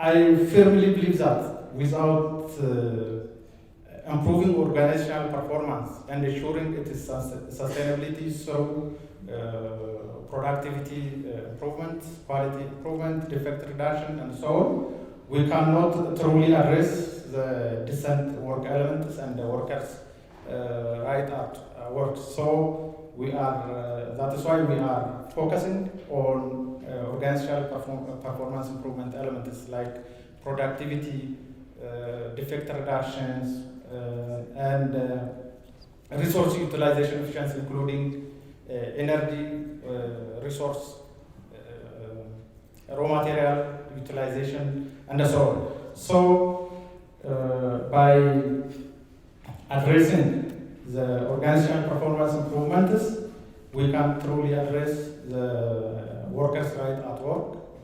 We can truly address other decent work, essential decent work elements. So, by prioritizing these factors, that is, and emphasizing on workers' engagement, especially the Kaizen principle centers around the engagement of employees. That means every employee's idea is valued and respected, regardless of their positions. So, through the collaborative approach, employees and management works towards the common objectives. That are the area we are working on, and so that we are addressing the decent work elements at the same time. So, applying these principles in social civil society organization can also yield significant benefits by implementing Kaizen and the SCORE program. The SCORE programs includes different well-structured modules: workplace cooperation, occupational health and safety programs, quality management modules, resource efficiency modules, quality lean principles, and so on. Business continuity plans, though, those elements are very essential in ensuring organization sustainability, competitiveness, and operational improvement activities. So, applying these principles in the social sector can yield significant benefits by implementing Kaizen and SCORE programs. So, CSO sectors can enhance operational efficiency. So, implementation of this program, I believe, so drive productivity gains and improve overall performance. Furthermore, emphasizing workers' engagement and collaborative can lead to increased job satisfactions and higher retention rates at the same time, and a more harmonious workplace environment for all. In conclusion, by focusing on organizational performance improvement, sustainability, and worker empowerment through programs like Kaizen and this SCORE program modules, business can not only achieve operational excellence but also elevate the well-being of the employees and uphold the rights in the workplace. So it is imperative to prioritize these elements to create a work environment that fosters inclusiveness and continuous improvement for the benefit of all stakeholders, including societies. Thank you very much. Thank you so much. Thank you so much, our panelists. Now I'd like to open the floor for comments, questions. We'll have to my planners with you, show me your hand, I will give numbers, and when you ask questions, if it's a question, please tell us who that question is targeted to, and or who would like to answer that question.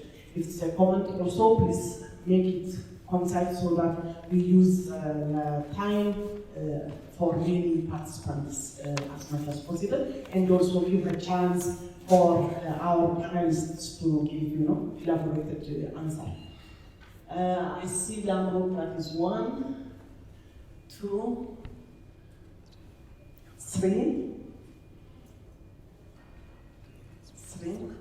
4, thank you.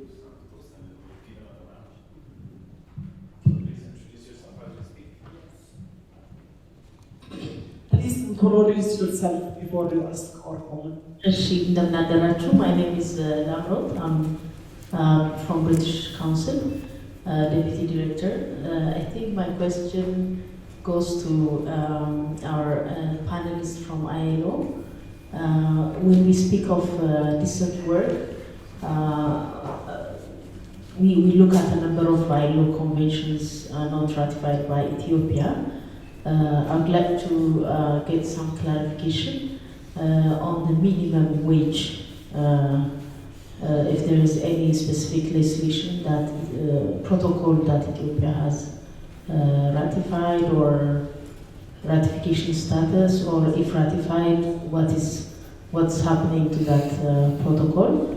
Because for me, decent work relates to payment, as it starts with payment. So, do we have any limit on how low a payment can be in a country like Ethiopia? The second one is a broader, perhaps it's not a question. When we say decent work, are we, in terms of scope, are we looking at the formal sector or the non-formal as well? Because when we look at young people, women, societies from low socio-economic background, it's usually the non-formal sector.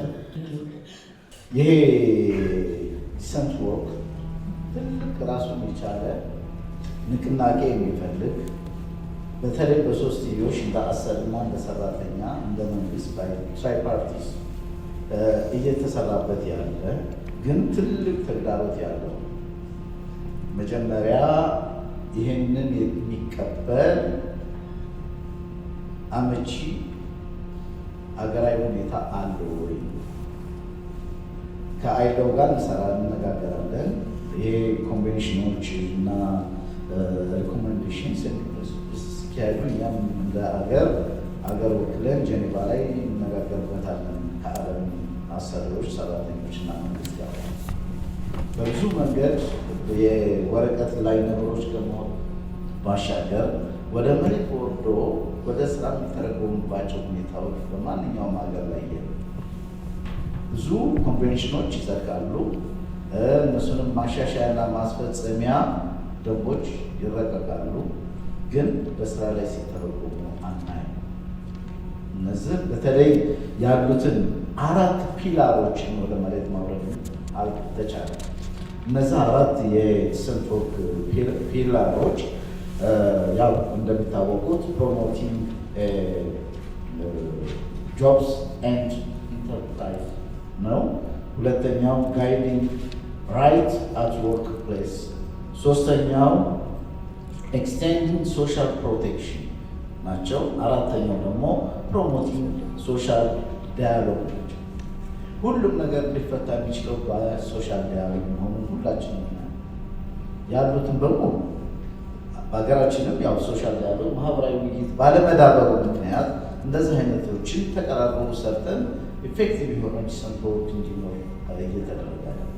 ዲሰንት ወርክ ብዙ አይነት ቢሆንም በብዙ መልክ ቢገለጽም በጾታዊ እኩልነት፣ የስራ ዋስትና፣ ፒስ ኤንድ ሴኩሪቲ በስራ አካባቢ አለመኖር፣ ለተገቢው ስራ ተገቢው ክፍያ በሰዓቱና በጊዜው አለመከፈሉ፣ ምንድን ሚኒመም ዌጅ ሴት አለመደረግ የመሳሰሉ እና በተለይ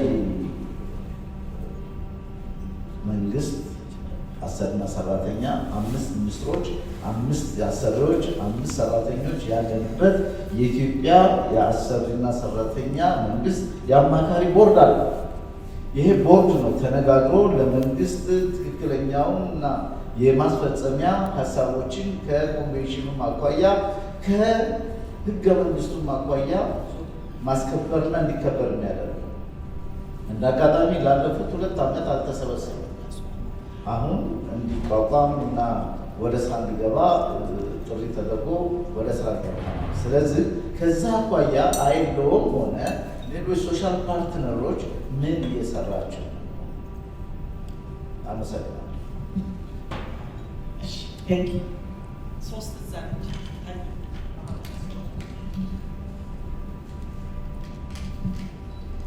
you. My name is Salamwait Salamo. I am Deputy Managing Director of Kaizen Excellence Center. I want to mention some points on to Juba and I want to proceed to the question. Yes, question. Only question? Yes. Can I add comments? Yes. One comment. Okay. Quick one. Thank you. Thank you. Too much time. So, during our implementation, I want to mention about the safe working places. The philosophy provides a safe work places for the employee by themselves. They let them to be creative and equal opportunity for men and women by implementing gender perspective. And also the first thing we said during the implementation, we give for employee to think by themselves and to provide by their partners to respect their ideas. Don't deny others' opinions. This gives them a human dignity to think by themselves and to proceed. One question. During our implementation, we face so many things. How we can sustain and maintain these decent workplaces during the economical and security instability. How we can sustain and maintain these decent workers in our enterprises. Most enterprises suffering to survive, so they may not consider it that the decent workplaces for their employees. So how we can maintain and sustain these decent work philosophies? Maybe it goes to add this. Thank you, Sarah. Thank you. I think I should start by thanking the organizers today. It's a great panel of experts that we're witnessing here. I came from Addis Chamber. My name is Shibashi, and I have some practical experiences involving all sectors, including green growth, where we talked about waste management, recycling, and sustainability. We are very active members in gender equity. We are working with the European Union on policies and similar platforms creation with regards to the promotion of rights of women in workplaces and others. I think the central point I'd like to talk today was, thanks to the moderator, I should be very brief. Can we think of decent work, which we are implementing as part of our SDG engagement, without the involvement of the private sector? You know, the institutions that I represent involve 17,000 companies, close to a few hundreds of employees. So I look for an engagement and multi-stakeholder dialogue that works on decent work, on social justice and just society by involving the public, private, and civil society organizations, and we look forward to partner with you if needed. Thank you. Thank you. I guess that would be enough. We have only 10 minutes for this session to be concluded. So most question goes to Addis. I would like to give her a chance to explain, and also I would like to ask our panelists to think of one takeaway that they would like to give to the audience today. If they go back home office with the thinking, what would be your main point for the audience to keep in mind when you work on that? ኦኬ እሺ ለተነሱ ጥያቄዎች አመሰግናለሁ። ሁላችሁም እኔ ስለጠየቃችሁኝ ተቀይሜያችኋለሁ።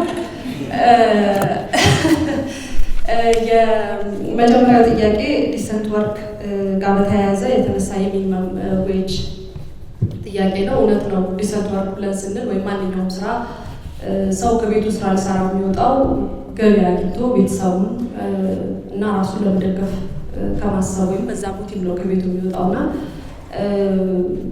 ሚኒመም ዌጅ ስታብሊሽ ባልተደረገበት በተለይ እንደኛ አገር ባሉ እንትኖች ጠያቂዋ እንዳስቀመጠችው ሰክሴንትሊ ያስቀመጠችው በሚኒመም ዌጅ የሚባለው ፍሎር እስከሚጠፋ ድረስ ነው ኤክስፕሎይቴሽኑ የሚሄደው። ቅድም ተነስቷል። ሚኒመም ዌጅ ማለት ዲሰንት ወርክ አንዱ ዲሰንት ወርክ አጀንዳ ፕሮሞት ማድረግ ወይም ወርክ ፕሌሶችን ዲሰንት ማድረግ የሚያስፈልግበት አንዱ አጀንዳ ምንድን ነው? ኤክስፕሎይቴሽንን ለመቀነስ ሲሆን ደግሞ ለማጥፋት ነው። አልቲሜትሊ ለማጥፋት ነው። በእኛ ኬዝ የአይሎ ሚኒመም ዌጅ ፕሮሞት በማድረጉ ላይ አንዱ ስራችን ስለሆነ በጣም ብዙ ፑሽ እያደረገን እየሰራንበት ያለ ነው። በተለይ እኔ የምሰራበት ፕሮግራም የዲሰንት ወርክ ኤለመንቱ በጣም ትልቅ ስለሆነ ከመንግስት ጋር በተለይ ደግሞ ከሚኒስቴር መስሪያ ቤቶች ጋር ያለን የስራ ግንኙነት ከአይሉ አደረጃጀት ጀምሮ ከዛ ደግሞ ካለን ማንዴት እና ከያዝነው ኦብጀክቲቭ አንጻር በጣም አስፈላጊ ስለሆነ አብረን እየሰራን ነው። በናሽናል ሌበር ሎው 1156 ላይ አይታችሁ ከሆነ አንዱ የተቀመጠ ፕሮቪዥን አለ። ያ ምንድነው? ሚኒመም ዌጅ ቦርድ መቋቋም አለበት። አገሪቱ ሚኒመም ዌጅ ቦርድ አቋቁማ ከዛ በኋላ ቢኮዝ ዲስ ኢዝ ዘ ፈርስት መጀመሪያ መምጣት ያለበት ስቴፕ ስለሆነ ሚኒመም ዌጅ ቦርድ ተቋቁሞ ያ ቦርድ ነው ሚኒመም ዌጅ ሴቲንግ ፕሮሰሱን ጋይድ የሚያደርገው የሚል ነው እና ያንን ሚኒመም ዌጅ ቦርድ ስታብሊሽ ለማድረግ በጣም ብዙ ጥረት እያደረግን ነው። አሁን ኦልሞስት እየተሳካልን ነው። ሶ በሚመጡት ዓመታት ሚኒመም ዌጅ ስታብሊሽ ይደረጋል ብለን እናስባለን። ለዛም በጣም ብዙ ጥረት እያደረግን ያለ ነው ከሚኒስትር ኦፍ ሌበር እና ከሌሎች ከሚመለከታቸው ሚኒስቴር መስሪያ ቤቶች ጋር በመሆን ማለት ነው። ሶ ሚኒመም ዌጅ በሌለበት ሰራተኛ እንዲሁ ኤክስፕሎይት ይደረግ ብለንም አት ሴም ታይም የምንተወው ነገር አይደለም። ምንድን ነው የምናደርገው? ሴክተራል አሶሲዬሽንስ አሉ። በሴክተር ደረጃ ሚኒመም ዌጅ ስታብሊሽ እንዲያደርጉ ሰርተውም ደግሞ ያንን ነገር ኢምፕሊመንት አድርገው ጥሩ ውጤት ያሳዩት ደግሞ ለሌሎች ሪፕሊኬት እንዲያደርጉ መማሪያ እንዲሆኑ ኮኔክሽን እና ሊንኬጅ የመፍጠር ስራ እንሰራለን። በዚህ አጋጣሚ ማንሳት የምፈልገው ሴክተራል ሚኒመም ዌጅ ስታብሊሽ ያደረገው የሆርቲካልቸር ሴክተር ነው። ከእነሱ ጋር አብረን እንሰራለን እና ሴክተሩ የራሱ ሚኒመም ዌጅ አለው። በቢትዊን ፋርምስ የፔይ ልዩነት የለም። ሶ እነሱ ቢከፍሉት ደግሞ አንጻራዊ ከሌሎች ሴክተሮች በተለይ ደግሞ በጣም ሌበር ኢንቴንሲቭ ከሆኑት ሴክተሮች አንጻር ሲታይ የተሻለ ሚኒመም የተሻለ ፔይመንት አላቸው ሰራተኞቻቸው አንጻራዊ ክፍያ በመክፈል። ስለዚህ እነዚህ ነገሮች ፕሮሞት እናደርጋለን። የእነሱን ኤክስፒሪየንስ በኤቪደንስ ቤዝድ በሆነ መልኩ ያንን ፕሮሞት በማድረግ አንቲል የናሽናል ሚኒመም ዌጅ ሴቲንግ ፕሮሰሱ እስከሚንቀሳቀስና ውጤት እስከምናይ ድረስ ያንንም እየሰራን ያለ ነው ለማለት ነው። ከዛ ፎርማል ቨርሰስ ኢንፎርማል ዲሰንት ወርክ የትኛውን ነው የሚያየው? ቅድም እንደጠቀስኩት ዲሰንት ወርክ ፍሬም የሚያደርጉት ሌጋል ማን ነው አቃፊ የሆኑ ሌጋል ፍሬምወርኮች አሉ። አገሪቱ በራሷ ያሏት ህጎች አሉ። ከዛ ደግሞ ኢንተርናሽናሊ አይሎ ዲቨሎፕ እያደረገ ለሀገራት ፑሽ የሚያደርጋቸው ኮንቬንሽኖች፣ ፕሮቶኮልስ እንዲሁም ሪኮሜንዴሽንስ ቅድም የጠቀስኳቸው አሉ። ሶ ያንን በምናይበት ጊዜ ቢኮዝ ኢትስ ሌጋል ምንድነው ፑሽ የሚያደርገን ወደ ፎርማል ሴክተር ነው። ግን ያ ማለት የኤግዚስተንስ ኦፍ ኢንፎርማል ሴክተር ኢትስ ስኮፕ በተለይ ደግሞ እንደ ኢትዮጵያ ባሉ አደጋ ሀገራት ላይ ያለውን ስኮፕ የምንረሳው አይደለም እና ደግሞ የያዘውንም የሌበር ፎርስ ብዛት ቢካዝ እነዚህ ሀገራት አዳጊ የሚባሉት ሀገራት ፎርማል ሴክተሮቻቸው በጣም ትንንሽ ናቸው። ዴር ቬሪ ስሞል። ስለዚህ የአብዞርፕሽን ካፓሲቲያቸው በጣም ውስን ነው ማለት ነው እና አብዛኛውን ነገር የሚይዘው ማለት ነው ኢንፎርማል ሴክተሩ ነው ማለት ነው። እዚህ ያንን እንትን ለማድረግ ኢትዮጵያ ላይ ባለን ስራ ሌሎች ሀገራትም ያለው ኤክስፒሪየንስ ይኸው ነው። የምናደርገው ነገር ምንድን ነው? ኢንፎርማላይዜሽን ፕሮሰሱን ማገዝ ነው። በተለይ ደግሞ ኢንፎርማል ኢንጌጅመንት ላይ ብዙ ጊዜ የምናገኛቸው ሴቶች ናቸው፣ ቤተሰብ ያላቸው ሴቶች ናቸው። ኢንፎርማል ሴክተር ላይ ኢንጌጅ የሚያደርጉበት ዋናው ምክንያት ቢኮዝ ዴይ ኒድ ዘ ፍሌክሲቢሊቲ የራሳቸውን የፋሚሊ ሪስፖንሲቢሊቲ ቴክ ኬር ለማድረግ ፍሌክሲቢሊቲ ስለሚያስፈልጋቸው ነው። ፎርማል ሴክተር ላይ ከሆነ there is a time limit, there is በዚህ ሰዓት ግቢ በዚህ ሰዓት ውጭ የሚባሉ አሉ። they don't have the flexibility at least until recently ኢንፎርማል የሆነው ሴክተር ላይ ምንም አይነት ፎርማል የሆነው ሴክተር ላይ ፍሌክሲቢሊቲ እያየን አይደለም። ታንክስ ቱ ኮቪድ አንዳንድ ኦርጋናይዜሽኖች ፍሌክሲብል ወርኪንግ አሬንጅመንትስ እያመጡ ነው፣ ኢንትሮዲስ እየተደረገ ነው። ሶ ዛትስ ፖዚቲቭ የሆነ ዴቨሎፕመንት ጎይንግ ፎርዋርድ። ሶ እነዚህን ኢንፎርማል ሴክተር ውስጥ ያሉ ኢንተርፕራይዞች ያሉ ሰራተኞች በተለይ ኢንተርፕራይዞቹን ፎርማላይዝ በማድረጉ ፕሮሰስ ነው አይሎ እንጌጅ አድርጎ እየሰራ ያለው። ቢካዝ ኢፍ ዴይ ቢካም ፎርማል በህግ የሚገዙ የሰራተኞቻቸውን መብት የሚያከብሩ ሰራተኞቻቸውን ለሚሰሩት ስራ ፌር የሆነ ክፍያ የሚከፍሉ ተቋማት ይሆናሉ ማለት ነው። ስለዚህ ዲሰንት ወርክ ብዙ ጊዜ ትኩረቱ ፎርማል ሴክተር ላይ ነው፣ ግን ጎይንግ ፎርዋርድ የሚሻሻልበት ሁኔታ ይኖራል ብዬ አስባለሁ። ስፔሻሊ ደግሞ ተርምስ ኦፍ ሉኪንግ አት ዘ ነምበር ኦፍ ወርከርስ ሉኪንግ አት ዘ ስኮፕ ኦፍ ዘ ኦፕሬሽን ማለት ነው። ጨለማ ውስጥ ብቻ ይኖራል።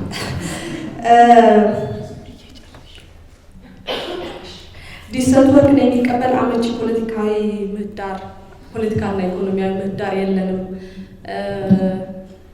ለሚለው ከአይሎ ስለመጣሁ ይህንን እንትን ማድረግ አልችልም፣ መቀበል አልችልም።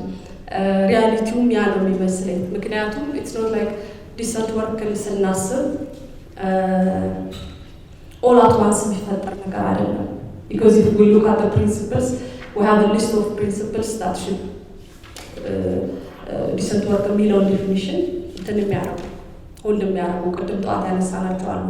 ከአክሰስ ቱ ኤምፕሎይመንት፣ ፔይመንት፣ ሴኪሪቲ፣ ሶሻል ፕሮቴክሽን፣ ሶሻል ዳያሎግ እያልን ያነሳናቸው በጣም ብዙ ኮምፖነንቶች አሉ እና አይ ብሊቭ ሰም ኦፍ ዘ ኮምፖነንትስ ዊ አር ዱይንግ ቬሪ ማች ጥሩ የሆነ ስራ እየሰራን ያለ ነው ብዬ አስባለሁኝ በኢትዮጵያ እና እነዚህ ፕሮሚሲንግ የሆኑ ነገሮችን ይዘን መሻሻል ያለባቸውን እያሻሻልን ብንሄድ ይሻላል ብዬ አስባለሁኝ። ኢንጂነር ያነሳው ጥያቄ ሰላም ካነሳችሁ ጋር ተመሳሳይ ነው። ምክንያቱም ኢንስታቢሊቲ እና ኢንሴኪዩሪቲ ባለበት ሁኔታ ዲሰንት ወርክን ማሰብ ጠዋት ዶክተር ሀሰን በንግግሩ ላይ ያነሳዋለ እንትን ይመስላል፣ ለግዠሪ ይመስላል ኦር ሳውንድስ kind of scrupulous. ግን whatever amount of jobs there are, we can make them decent ማድረግ ይቻላል። ምንድነው ከጊዜ ጋር ይሄ የዲሰንት ወርክ በተለይ የዲሰንት ወርክ ካልቸሩ መምጣት አለበት። ወይ ገና እየጀመረ ያለ ነገር ነው ብዬ ነው እኔ የማስበው። ካለን ልምምድ አንጻር እንዳልኩት ፎርማል ሴክተራችን በጣም ትንሽ ከመሆኑ አንጻር in terms of experience ገና ነን። ስለዚህ ጎይንግ ፎርዋርድ የዲሰንት ወርክ ኤሌመንቶችን በስራ ቦታዎቻችን ማካተት ስንጀምር ካልቸር የሆነ ሲመጣ ኢን ዋትኤቨር ኮንዲሽንስ ከፍ ዝቅ የሚልበት ሁኔታ ቢኖርም ኢንሴኪዩሪቲ ሲኖር፣ ጦርነት ሲኖር እነዚህ ነገሮች ወይም ዲሰንት ወርክ ኤሌመንቶቹ እየቀነሱ የሚመጡ ቢሆንም ግን ስቲል ዊ ካን ሜንቴን ዳት ፕሪንሲፕል ቢካዝ ኢት ቢካምስ አ ካልቸር ማለት ነው። ወርኪንግ ኢንቫይሮንመንት ውስጥ ያለ ካልቸር ስለሚሆን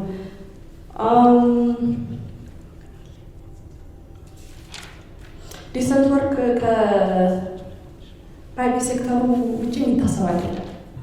ቱ አንሰር ቱ ዮር ኩዌስችን የሚታሰብ አይደለም። ምክንያቱም ፕራይቬት ሴክተሩ ኢዝ ዘ ሜጀር የስራ ፈጣሪ አካል ስለሆነ ዲሰንት ወርክን ያለ ፕራይቬት ሴክተሩ ማሰብ ይቻላል አይደለም። በአይሎም ያለን አቋም ያለው ዛትስ ዋይ የመጀመሪያው ፕሪንሲፕል ኢንተርፕራይዝ ዴቨሎፕመንት እና ጆብ ክሪኤሽን የሆነ የዲሰንት ወርክ ያ ማለት ቀጥታ ሪሌትስ ቱ ፕራይቬት ሴክተር ሶ ዊ ካን ቲንክ ኦፍ ዲሰንት ወርክ ዊዛውት ፕራይቬት ሴክተር። Thank you. Dr. to your takeaways, just to complement on what I said on Lagos and Engineer Geta's question on minimum wage. It is what we had been circling in especially last year when we were concluding our training for 400 marginalized women in rapid soil, total spot, because most of our garment factories need professionals in rapid soil.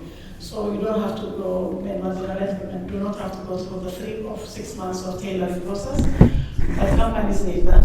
So we had a chance of 400 young female youth graduated in rapid sewing. Unfortunately, when we were trying to facilitate through our members that have their garment factories to facilitate employment, can you imagine the wage each one of them were paying them? It started from 1,500. I mean, these days, if you are paying for a transport, living around out of Addis, you pay minimum 60 per rather, 60 per for a round trip minimum. Then calculate that in a month, only what they, so most of them went back to where they were. And our marketing, marketable skill training was simply a futile exercise. And so this is really a serious problem. There should be minimum wage in any way. ለሰራተኞቻችን እኮ የተሻለ ነው የምንከፍለው አይደል? ለቤት ሰራተኞቻችን and they pay net salary, not even taxed. Our home helpers are getting over 5,000 these days, and they have never been taxed. So I mean, there should be a minimum wage, and otherwise, efforts of creating decent job will be simply a futile exercise. So I continue on my takeaway. Yes. So many takeaways, but very briefly, from our practice and the business model, we had been working in providing marketable skills to grassroots and very marginalized women. Before we start the marketable skills training, we provide them soft skills training. አንድ ምሳሌ በአማርኛ እናገራለሁ እንደ ልቤ ኤክስፕሌን ማድረግ እንድችል ማለት ነው። የወይጦ ኮሚኒቲ ቡዳ በመባል የሚታወቁ ናቸው። ባህር ዳር ታውቋቸዋላችሁ። ማንም ከነሱ ጋር አይጠቀም። የባህር ዳር ከተማ የቤት ካርታ እንኳን አልሰጣቸውም። So they are outcasted communities within ባህር ዳር መሀል ከተማ ማለት ነው። So እነዚህ ሴቶች የሚያመርቷቸው ምርቶች ስፌት ነው። ምናልባት የባህር ዳርን መሶብና የስፌት መቀመጫዎች ገዝታችሁ ታውቃላችሁ። These are ምንም ህይወታቸውን ያለወጠ ስፌት ነው። So what we did, we trained them on modern weaving skills, basketry weaving skills, where our women in small and medium enterprise were receiving their products, and all of them are now in export.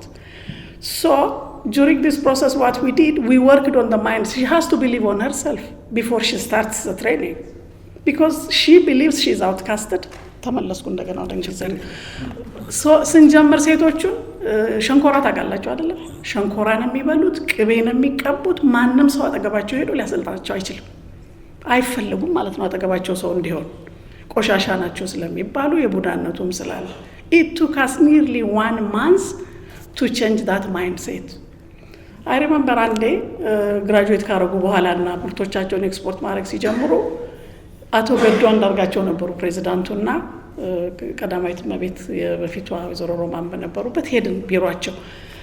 ልታምኗቸው አትችሉም፣ ዝንጥ ያሉ የወይጦ ሴቶች ማለት ነው። ኮምፕሊትሊ ተቀይረው ጤና ይስጥልኝ ሁላችሁም ከአዲስ አበባ ነው የመጣችሁት አሉ ፕሬዚዳንቱ።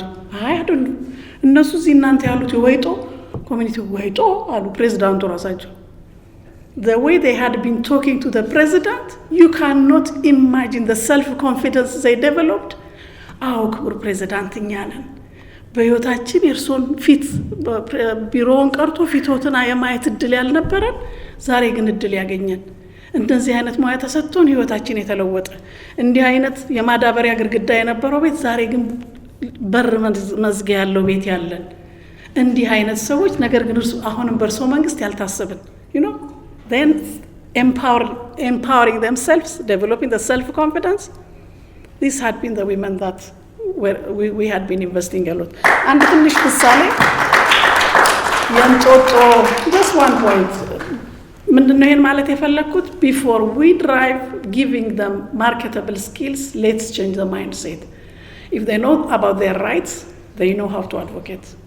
አሁን እየተሟገቱ ነው መሬት እንዲያገኙ። እስካሁን መሬት አልተሰጣቸው። ታይትል ዲድ በቤታ የላቸው። being citizens of Ethiopians living in ባህር ዳር ማለት ነው። አዲስ አበባ እንጦጦ ያሁኑ የእንጦጦ አክቲቪቲዎች ብዙ ሳይጀመሩ እንጦጦ እንጨት ተሸካሚ ሴቶችን ታውቋቸዋላችሁ ብዙዎቻችሁ። አሁን እንጨት ስላለቀ የሚሰሩት የላቸውም። so what we did በዚሁ በቀዳማዊት እመቤቷ ፕሮጀክት ውስጥ ፈትልና ሽመና አስተማር ናቸው። if you have time please go, it's just in front of the American embassy የመንግስት ፋሲሊቲ ያለበት. We can give you direction, you can see them. Currently they are producing exportable products. We're connected to our women in export. ፈትል የሚሸጥበት ቦታ ኢትዮጵያ ውስጥ ታውቃላችሁ? አይሸጥም ፈትል እዚህ ሀገር። የመርካቶ ሱቆች ሳይከፈቱ ሌሊት ነው 12 ሰዓት ሄደው ፈትል የሚሸጡት። አሁን ግን they have a shop of ፈትል. anyone wants to order ፈትል in different sizes, ወፍራም ቀጭን ስልክ ደውሎ ብቻ ማዘዝ ነው፣ ዴሊቨሪ ያደርጋሉ። እንደነዚህ ህይወታቸው የተቀየረ ሴቶች አሉ። ግን what we did wrong and one take away ሴቶቹን ብቻ ነበር ኢንቮልቭ ያደረግነው፣ ባሎቻቸውን አላረግንም። the moment ሴቶቹ መዘነጥ ሲጀምሩ ነጠላ ለብሰው ሽቶ ለብሰው ቦርሳ ይዘው ሲወጡ ፍቺ ተጀመረ። divorce was there. so we changed our strategy, we involved their husbands. አሁን ሽመና ሲሰራ ማድራት ከባድ ስራ ነው። ሴቶቹ እየቀጠሩ ነበር አድሪዎች የሚያስደሩት። አሁን ባሎቻቸው ሌሊት ሄደው because ሴቶቹ ጀነሬት የሚያደርጉትን ኢንካም ስለሚያውቁ ሌሊት ሄደው አድርተው ነገ ሴቶቹ የሚሸምኑ ከሆነ ባሎቻቸው ዛሬ ሄደው ያድራሉ። አድርተው ይጨርሳሉ። ነገ ሴቶቹ ለቅሶ ኖሯቸው ሲሄዱ ወንዶቹ ሄደው የጀመሩትን ነው የሚጨርሱት። so when we are empowering marginalized women in providing them decent work, let's empower their husbands in the community. one last takeaway, engineer ያነሳው ላይ we can't clap with one hand, but our problems are too many. Today we are talking about decent work, which is an important agenda, but again we have to join hands. አንዳንድ ድምፅ የትም አይሰራም። የዚህ አይነቱም ፓናል ብዙ አያስኬድም። but we need to join hands honestly. እንድንሰማ ከፈለግን we have to join hands. thank you. Thank you so much. I was kind of generous on time because we are hearing experience from marginalized communities, so how could I stop that? That's fine. Thank you so much for the experience. One takeaway. My simple takeaway is about the scope of decent work.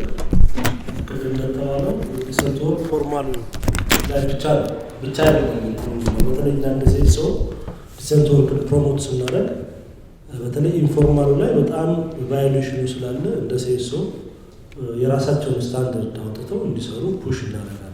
the informal sectors, so the scope of decent work even the domestic workers እነሱንም ጭምር የሚመለከት ነው። እነሱም ተደራጅተው ራይታቸውን ክሌም እንዲያደርጉ አለሴት ታይም ለእነሱም decent work ላይ የተቀመጡ ነገሮች የሚመለከታቸው መሆኑ ከአዌርነስ ክሪኤሽን ጀምሮ የህግ ማዕቀፍ እንዲኖረው ሴክተሩ የአድቮኬሲ ስራዎችን ይሰራል። ስለዚህ decent work ሁሉንም የሚመለከት መሆኑ በደንብ መያዝ እና በተለይ ሴሶ ስኮፑ ከፎርማሉ በተጨማሪ በተለይ ኢንፎርማሉ የዲሰንት ወርክ ጽንሰ ሀሳብ ተረድቶ ውሳኔ ኤክስተንት ዲሰንት ወርክ የሌጋል ብቻ ሳይሆን የሞራል ኤሌመንት ማለት ነው። ስለዚህ አትሊስት ሌጋል ፍሬምወርክ ውስጥ ገብቶ እስኪታቀቅ ማዕቀፍ ውስጥ እስኪገባ ድረስ እሱን በደንብ አድቮኬት ማድረግና የስራቸው አካል እንዲያደርጉ ስታንዳርዶች ሲጠርቀው እሱን እንደ ሴሶ ፑሽ ማድረግ ያስፈልጋል ነው። ለያዘ በሰከንድ ኢሹ ሳም ኦፍ ዲሰንት ወርክ ኤሌመንትስ ሶሻል ኢኮኖሚክ ራይቶች ናቸው። እንደ ኮንስቲቱሽናል ሎየር እንደ ሂውማን ራይት አንጻር ስናያቸው ነውና በባህሪያቸው ደግሞ እነዚህ ሶሻል ኢኮኖሚክ ራይትስ they can be realized progressively ማለት ነው። ስቴቱ ዲሰንት ወርክን ለማረጋገጥ የሚያስችሉ ፖሊሲዎችን ተቋሞችን ኢንስቶል ማድረግ አለበት ነው ግዴታው። ስለዚህ ይህንን በማድረግ ሂደት ስቴቱ ዲዩቲ ቢረር ስለሆነ ማብቃት ያስፈልጋል ማለት ነው። ሀብቱ የሂውማን ራይት ቤዝድ አፕሮች ሲባል ዲዩቲ ቢረሩ ማብቃት ነው ማለት ነው። ስለዚህ for the realization of this rights we have to build the capacity, the understanding, the awareness of the state apparatus ማለት ነው እና ስለዚህ ፕሮግሬሲቭሊ ሪያላይዝ እንደሚደረጉ አውቀው በአንድ ጀምር እንደማይመጡ አውቀው በዛ ልክ መስራት ያስፈልጋል እና ባይሟሉ በነገ ሊሟሉ እንደሚችሉ ለዛ ግን የሚያስፈልጉ ነገሮች የተሰሩ መሆናቸውን ነው እኛ ማረጋገጥ ያለብን ማለት ነው።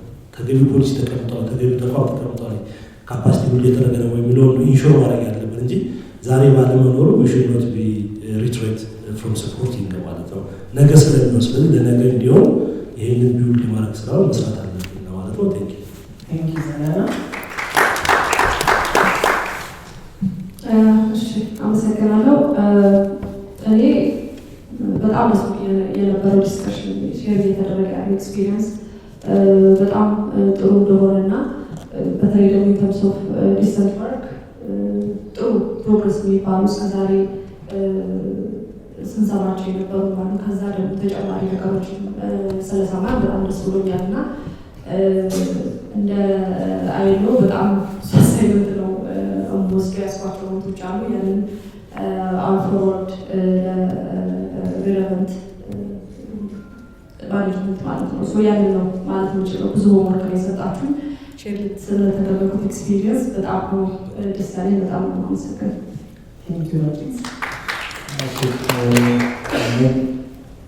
አመሰግናለሁ። እንግዲህ በዋናነት ከኛ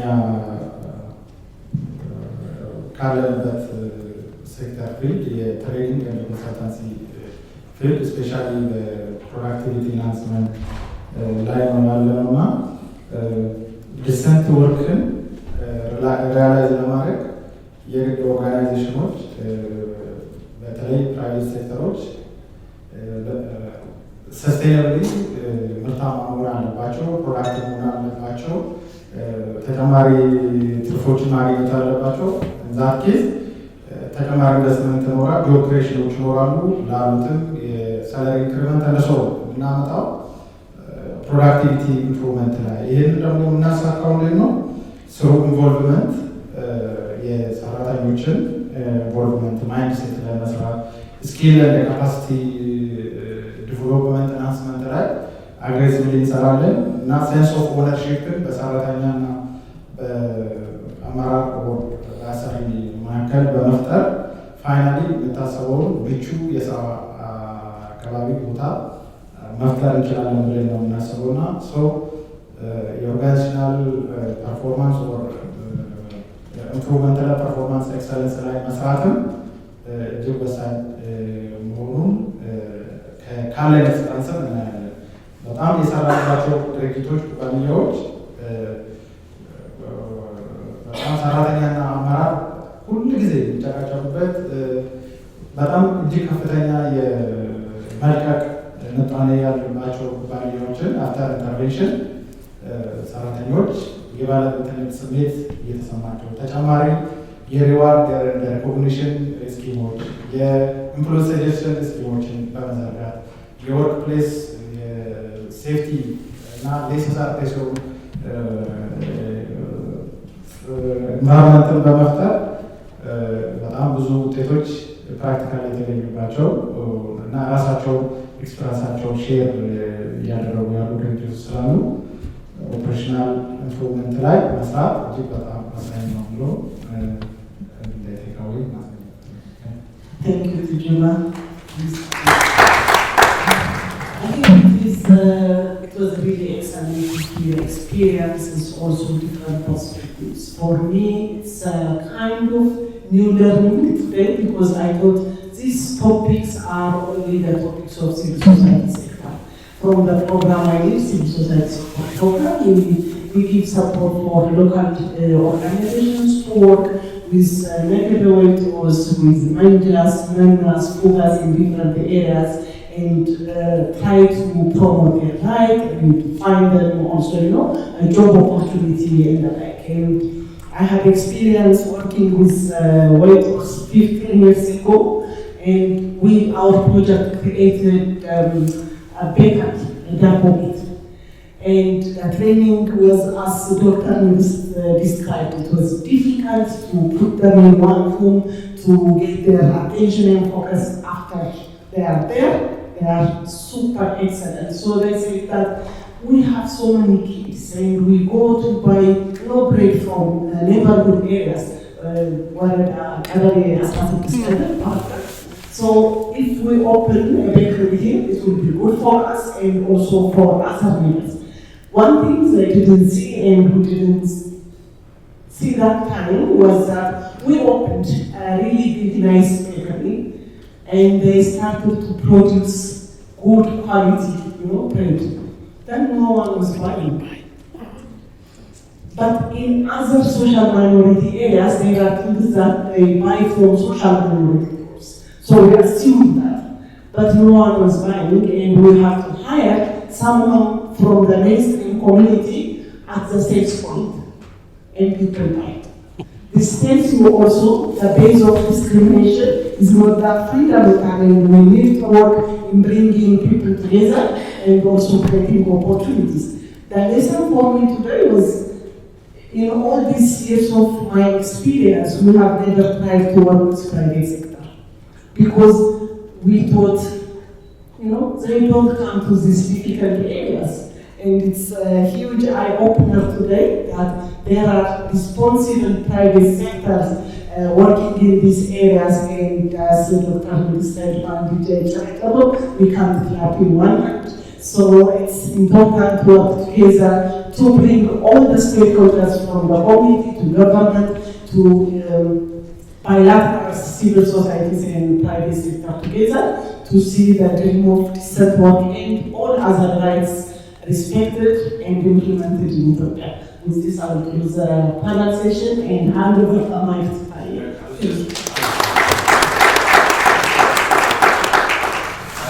It looks like we're finishing quick, and there are some people who really want to ask a question, at least I know one. So if you're allowed, let's take another 10 minutes, and then finish by 12:45. Sounds good? Yeah? All right. Do you mind, Madam Moderator? No. Because you're the boss here. Okay. So I know this Madam lady here has a question, and if there is anyone else with a question, yeah, okay. Then it's Thank you. My name is Munraji. I'm Director of Mission for Community Development Program. It's a local NGO. Currently, we are working on domestic work. I don't think we mentioned this. This is really also one issue in our country. If you visit domestic work as a sector, really, it employs a lot of women in our country, especially when it's from women issue, like በአማርኛ ሞግዚቶች እና የቤት ሰራተኞች, which we didn't see this area really, or this attitude of our people, including myself. We don't see them as a human being, really. You see the attitude of the people and the abuses in the house, physical, sexual, the working hours, more than 15 hours, like we studied, the payment, the food they eat, where do they sleep? So this is really, I think the decent work for me is more than that. So, I know we are working with ILO also. There is a convention, international convention, 189. We are also advocating the government with many stakeholders to advocate about this decent work or domestic work. It includes child domestic work also. You see, a 10 years old child becomes a nanny in the house, and they work more than 15 hours. They don't go schooling, the food they eat, really, we all Ethiopians, we know that. So we have a lot to go and changing the attitude of our people, and also the government ratify the convention, right? Also. So I think we have, I don't know whether we mentioned it, I didn't hear, but it should be one of the areas where to see. If you use this sector, really, the women, if you give them training, and proper attention, I think this is also one area of employment. And the attitude in the rural, in the lower urban, the lower community, as well as in the even educated people, it's the same attitude we have. So we have to change, and we have to make it a distant work for this. And we have to use this as a sector also for the empowerment of women, and for also for the country's development also. This is my idea, and I would like to hear this also from this work. እኔ ለምሳሌ ጥሩ ደሞዝ መክፈል እፈልጋለሁ። ፓራሜዲኮች፣ ሹፌሮች ከኛ ጋር በየቀኑ ከሰው ህይወት ጋር ዲል የሚያደርጉት ከሰው ህይወት ጋር ዲል የሚያደርግ ሰው ሲመጣ መሰረት ላይ ካልቻለ እኔ ስምም ድርጅቱ መራቱ ያስባል። ሲስተም ጉርምር በደንብ ይገባናል። አሁን እንደዚህ አይነት ትልቅ ነገሮች የምናደርግበት ምክንያት ምናልባት መንግስት የሚያየው እይታ አይቶ ለሶሻል ኢንተርፕራይዞች የተለየ ህግ ያወጣለን። ምክንያቱም አንድ ጤናና ኤጁኬሽን በተለይ ትምህርትና ኤጁኬሽን ላይ የሚሰራው አንድ ኢንተርፕራይዝ ሀሳብ ቢኖረው አማራጭ ህግ ወይ ፕሮፊት ማክሲማይዜሽን ያደርገዋል። አትሊስት በፕሮፊት ማክሲማይዜሽን ጥሩ ደሞዝ በመክፈል አንዱ የዲሰንት ጆብ አጀንዳ ላይ ኤክስኪዩት ሊያደርግ ይችላል። ሁለተኛው ነን ፕሮፊት ደግሞ ወደ ትልቆቹ ከሄዳችሁ ወዘር ላይ ትምሮት የተሻለ ነገር ይከፍላል። እኛ ዊአር ስታርት ዊዝ ኢምፓክት ድሪቨን ፕሮፊት ሰዎችን ህይወት እናጠፋለን፣ ግን ዊካንት ሪሲቭ ዋት ዊ ኒድ ቱ ሪሲቭ ቢኮዝ ገቨርንመንት እንዳለ ኢምፓክት እየራቁ ለእኛን ከፈናችን የጠነከረ ኢንሹራንስ ሲስተም የለም።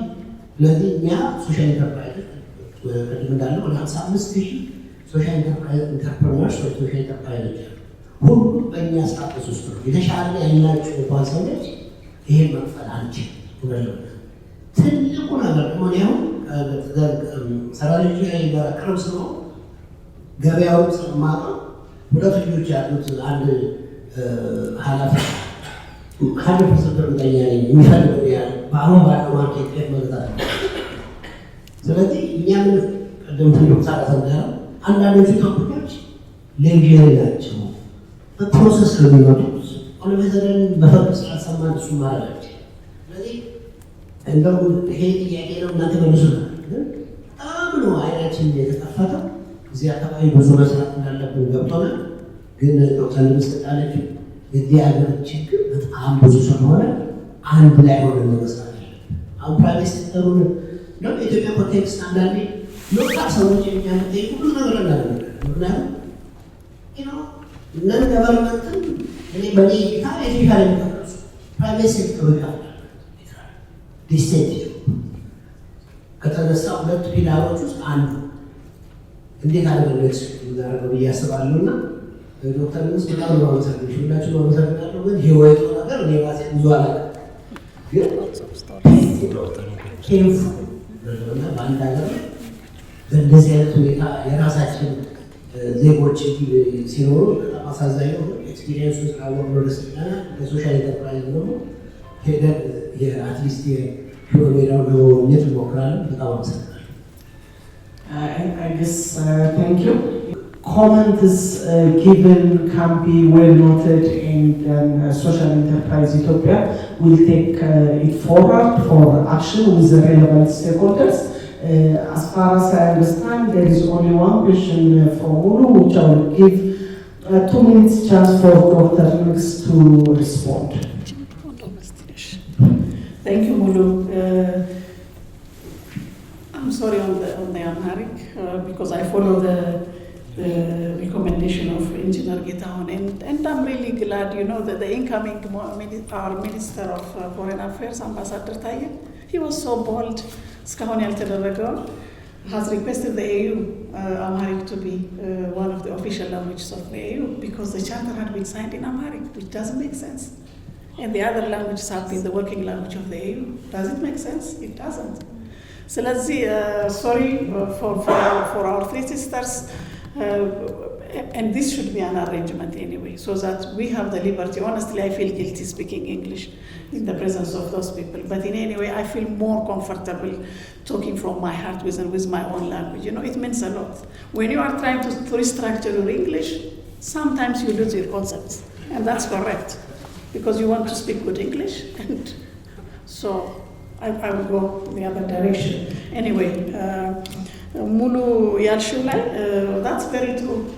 But in our new project of Masrat, which is going to create 1 million jobs, Moxit, and I have seen also some of the GPMs here that are part of us, are trying to work in mobilizing Moxitoch. Nannies, we have problems, nannies. Never just let us go on each other. You're going to be in trouble. But I'm እኔ ልጆችን እንዴት እንዳሳደጉ ስለማቅ ነው። አሁን የለም የአይነቱ ከወተቱ ጀምሮ ማለት ነው ከሞግዚቶቹ ቀጥሎ። ስለዚህ ምንድነው እየተደረገ ያለው? I think we need to divert to our attention of take Philippines, go to the US. They are exporting professionals. Goods which are not expected to export goods. Shivashi, you can correct me. Services are also exported. So we need to be conscious in exporting professionals. Do you know where our medical doctors are? It's a brain drain. Because I have 2 medical doctors, 3 girls and 2 of them are out. They have been trained by the cost of our taxpayers, the poorest country in Ethiopia. Since this country is not going to give them good salary, they've gone. Not in Botswana, they are in the US, but they were lucky they were there. But again, Botswana is taking all our medical doctors. I had a chance to see, it looks like we are in Ethiopia. The brain drain, do we have enough doctors? We don't. We don't want to retain what we have. Are we paying them? They are not. Because I know my daughter had been working at Black Lion Hospital and how much she was paid. Training, studying 7 years is not an easy exercise for a medical doctor. So this is how other countries are doing, including nannies, domestic workers, which the Arab countries are taking them informally and harassed, and some of them dead coming back. So I mean, we have lots of things to do, and this is a huge potential. Training our domestic workers as nannies and as home helpers. So our Mesrat project has tried starting on it, and you will see more of that. That we believe that will be a showcase to replicate. One thing Kibrat Yalaw Lai, that's very true, stacked with impact-driven call, but don't give up. I know the frustration you are having. It started from the registration. We know the tax returns of other social enterprises in other countries, which is really encouraging, but not in our country. But let's not give up.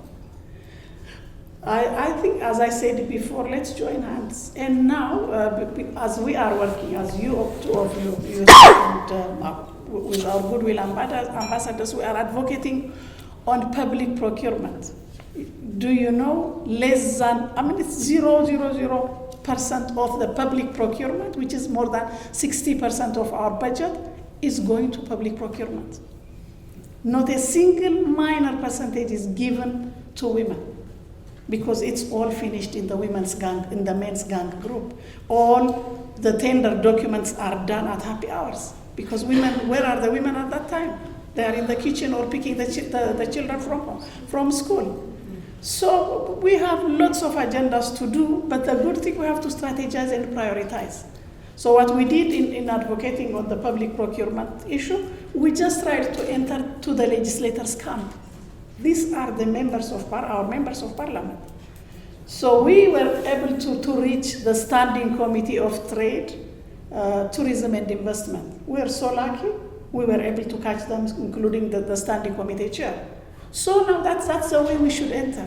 So the same thing for social enterprises. If we really are strategic, they are accessible, honestly. They don't know how to help us. We tried to train them, we exposed them, we educated them on the problem that we have. They don't know. If they don't know the problem, they can't help. So let's try to be strategic on how to reach them, and we are available, honestly. We have now the access to the MPs, not in any way, but strategizing to reach them through people. That's it. So let's try to reach the legislators. They are the key people to us. So that's what I can say. Thank you. Thank you so much. ከችግሮቻችን የሚበልጥ አቅም አለን። እጃችንን አንድ ላይ ካረግን አብረን ከሰራን ስትራቴጂክ ከሆንንና ጊቭ አፕ ካላረግን ነው ሜሴጅ ወርድለ በጣም ነው የምናመሰግነው። Thank you so much. So please welcome Her Excellency Ms. Shiftah Malit Hanna, representative of our partner, Reach for Change. Please welcome her to the podium. Ladies and gentlemen, Your Excellencies, all protocols observed. I'm going to try to keep my closing remarks brief. I know we're probably hungry and want to go and enjoy some nice lunch now. But before that, on behalf of Reach for Change, I would like to extend my appreciation to each and every one of you for contributing with your time, your expertise, your insights today. It has made this gathering a huge success for us. I also want to thank Social Enterprise Ethiopia for convening us and from CIV for funding this project and our collaboration. Throughout our deliberations today, we have once again witnessed the power of collaboration, the potential for positive change that lies within the collective efforts of individuals and organizations that are committed to strengthening civil society in Ethiopia. The way that we at Reach for Change strengthen civil society is through supporting local social entrepreneurs from idea stage to acceleration stage. We believe that they are the ones that have the best solutions to address challenges, problems that are faced in their local communities. What we do is that our role is to support them on that journey rather than us trying to address each and every problem. We also want them to be impactful while also being financially sustainable or profitable, if that's their aim.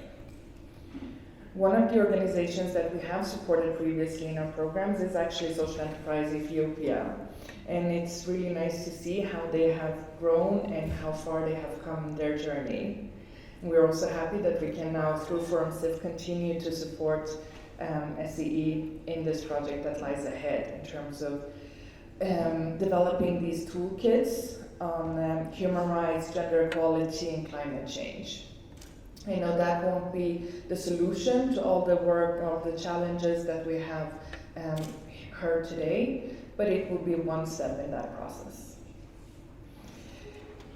And the insights that we have gained today will be instrumental in guiding that work, both for SEE and also for us as Reach for Change. I believe that what Dr. Nigis was saying in terms of you can't clap with one hand. I also believe that we need to be working hand in hand, and by doing that we can overcome the challenges, we can amplify our impact, and create a more resilient, equitable, and thriving ecosystem in Ethiopia. So, with that, and in closing, I would like to once again express my deepest gratitude. Your dedication to improve the ecosystem for social entrepreneurs, for increasing gender equality, and decent work in strengthening CSOs is such a beacon of hope. And we are privileged to have such esteemed partners with us in this journey. Thank you.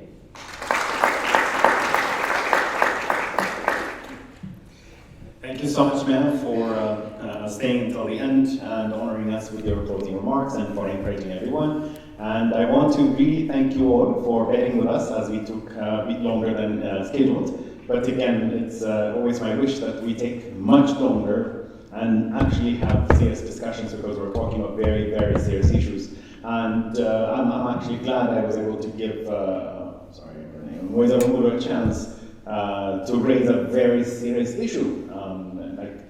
I cannot even begin to describe how serious that issue is. And if I were even, as someone who's not in the sector, if I were given a chance to speak, I could talk about this for 2-3 hours in a row, giving you a gazillion examples. So, that's why I knew that you would be okay if I took, some more time. And I didn't feel tired, so I hope you felt, you didn't feel tired as well, that's why. So, break lunch is waiting. The High Agency has lunch ready just outside. Enjoy your lunch, and some of the conversations that still are eating on the inside, please take them up individually with everyone here. And we look forward to seeing you soon again. Thank you all so much. It's been an honor serving you.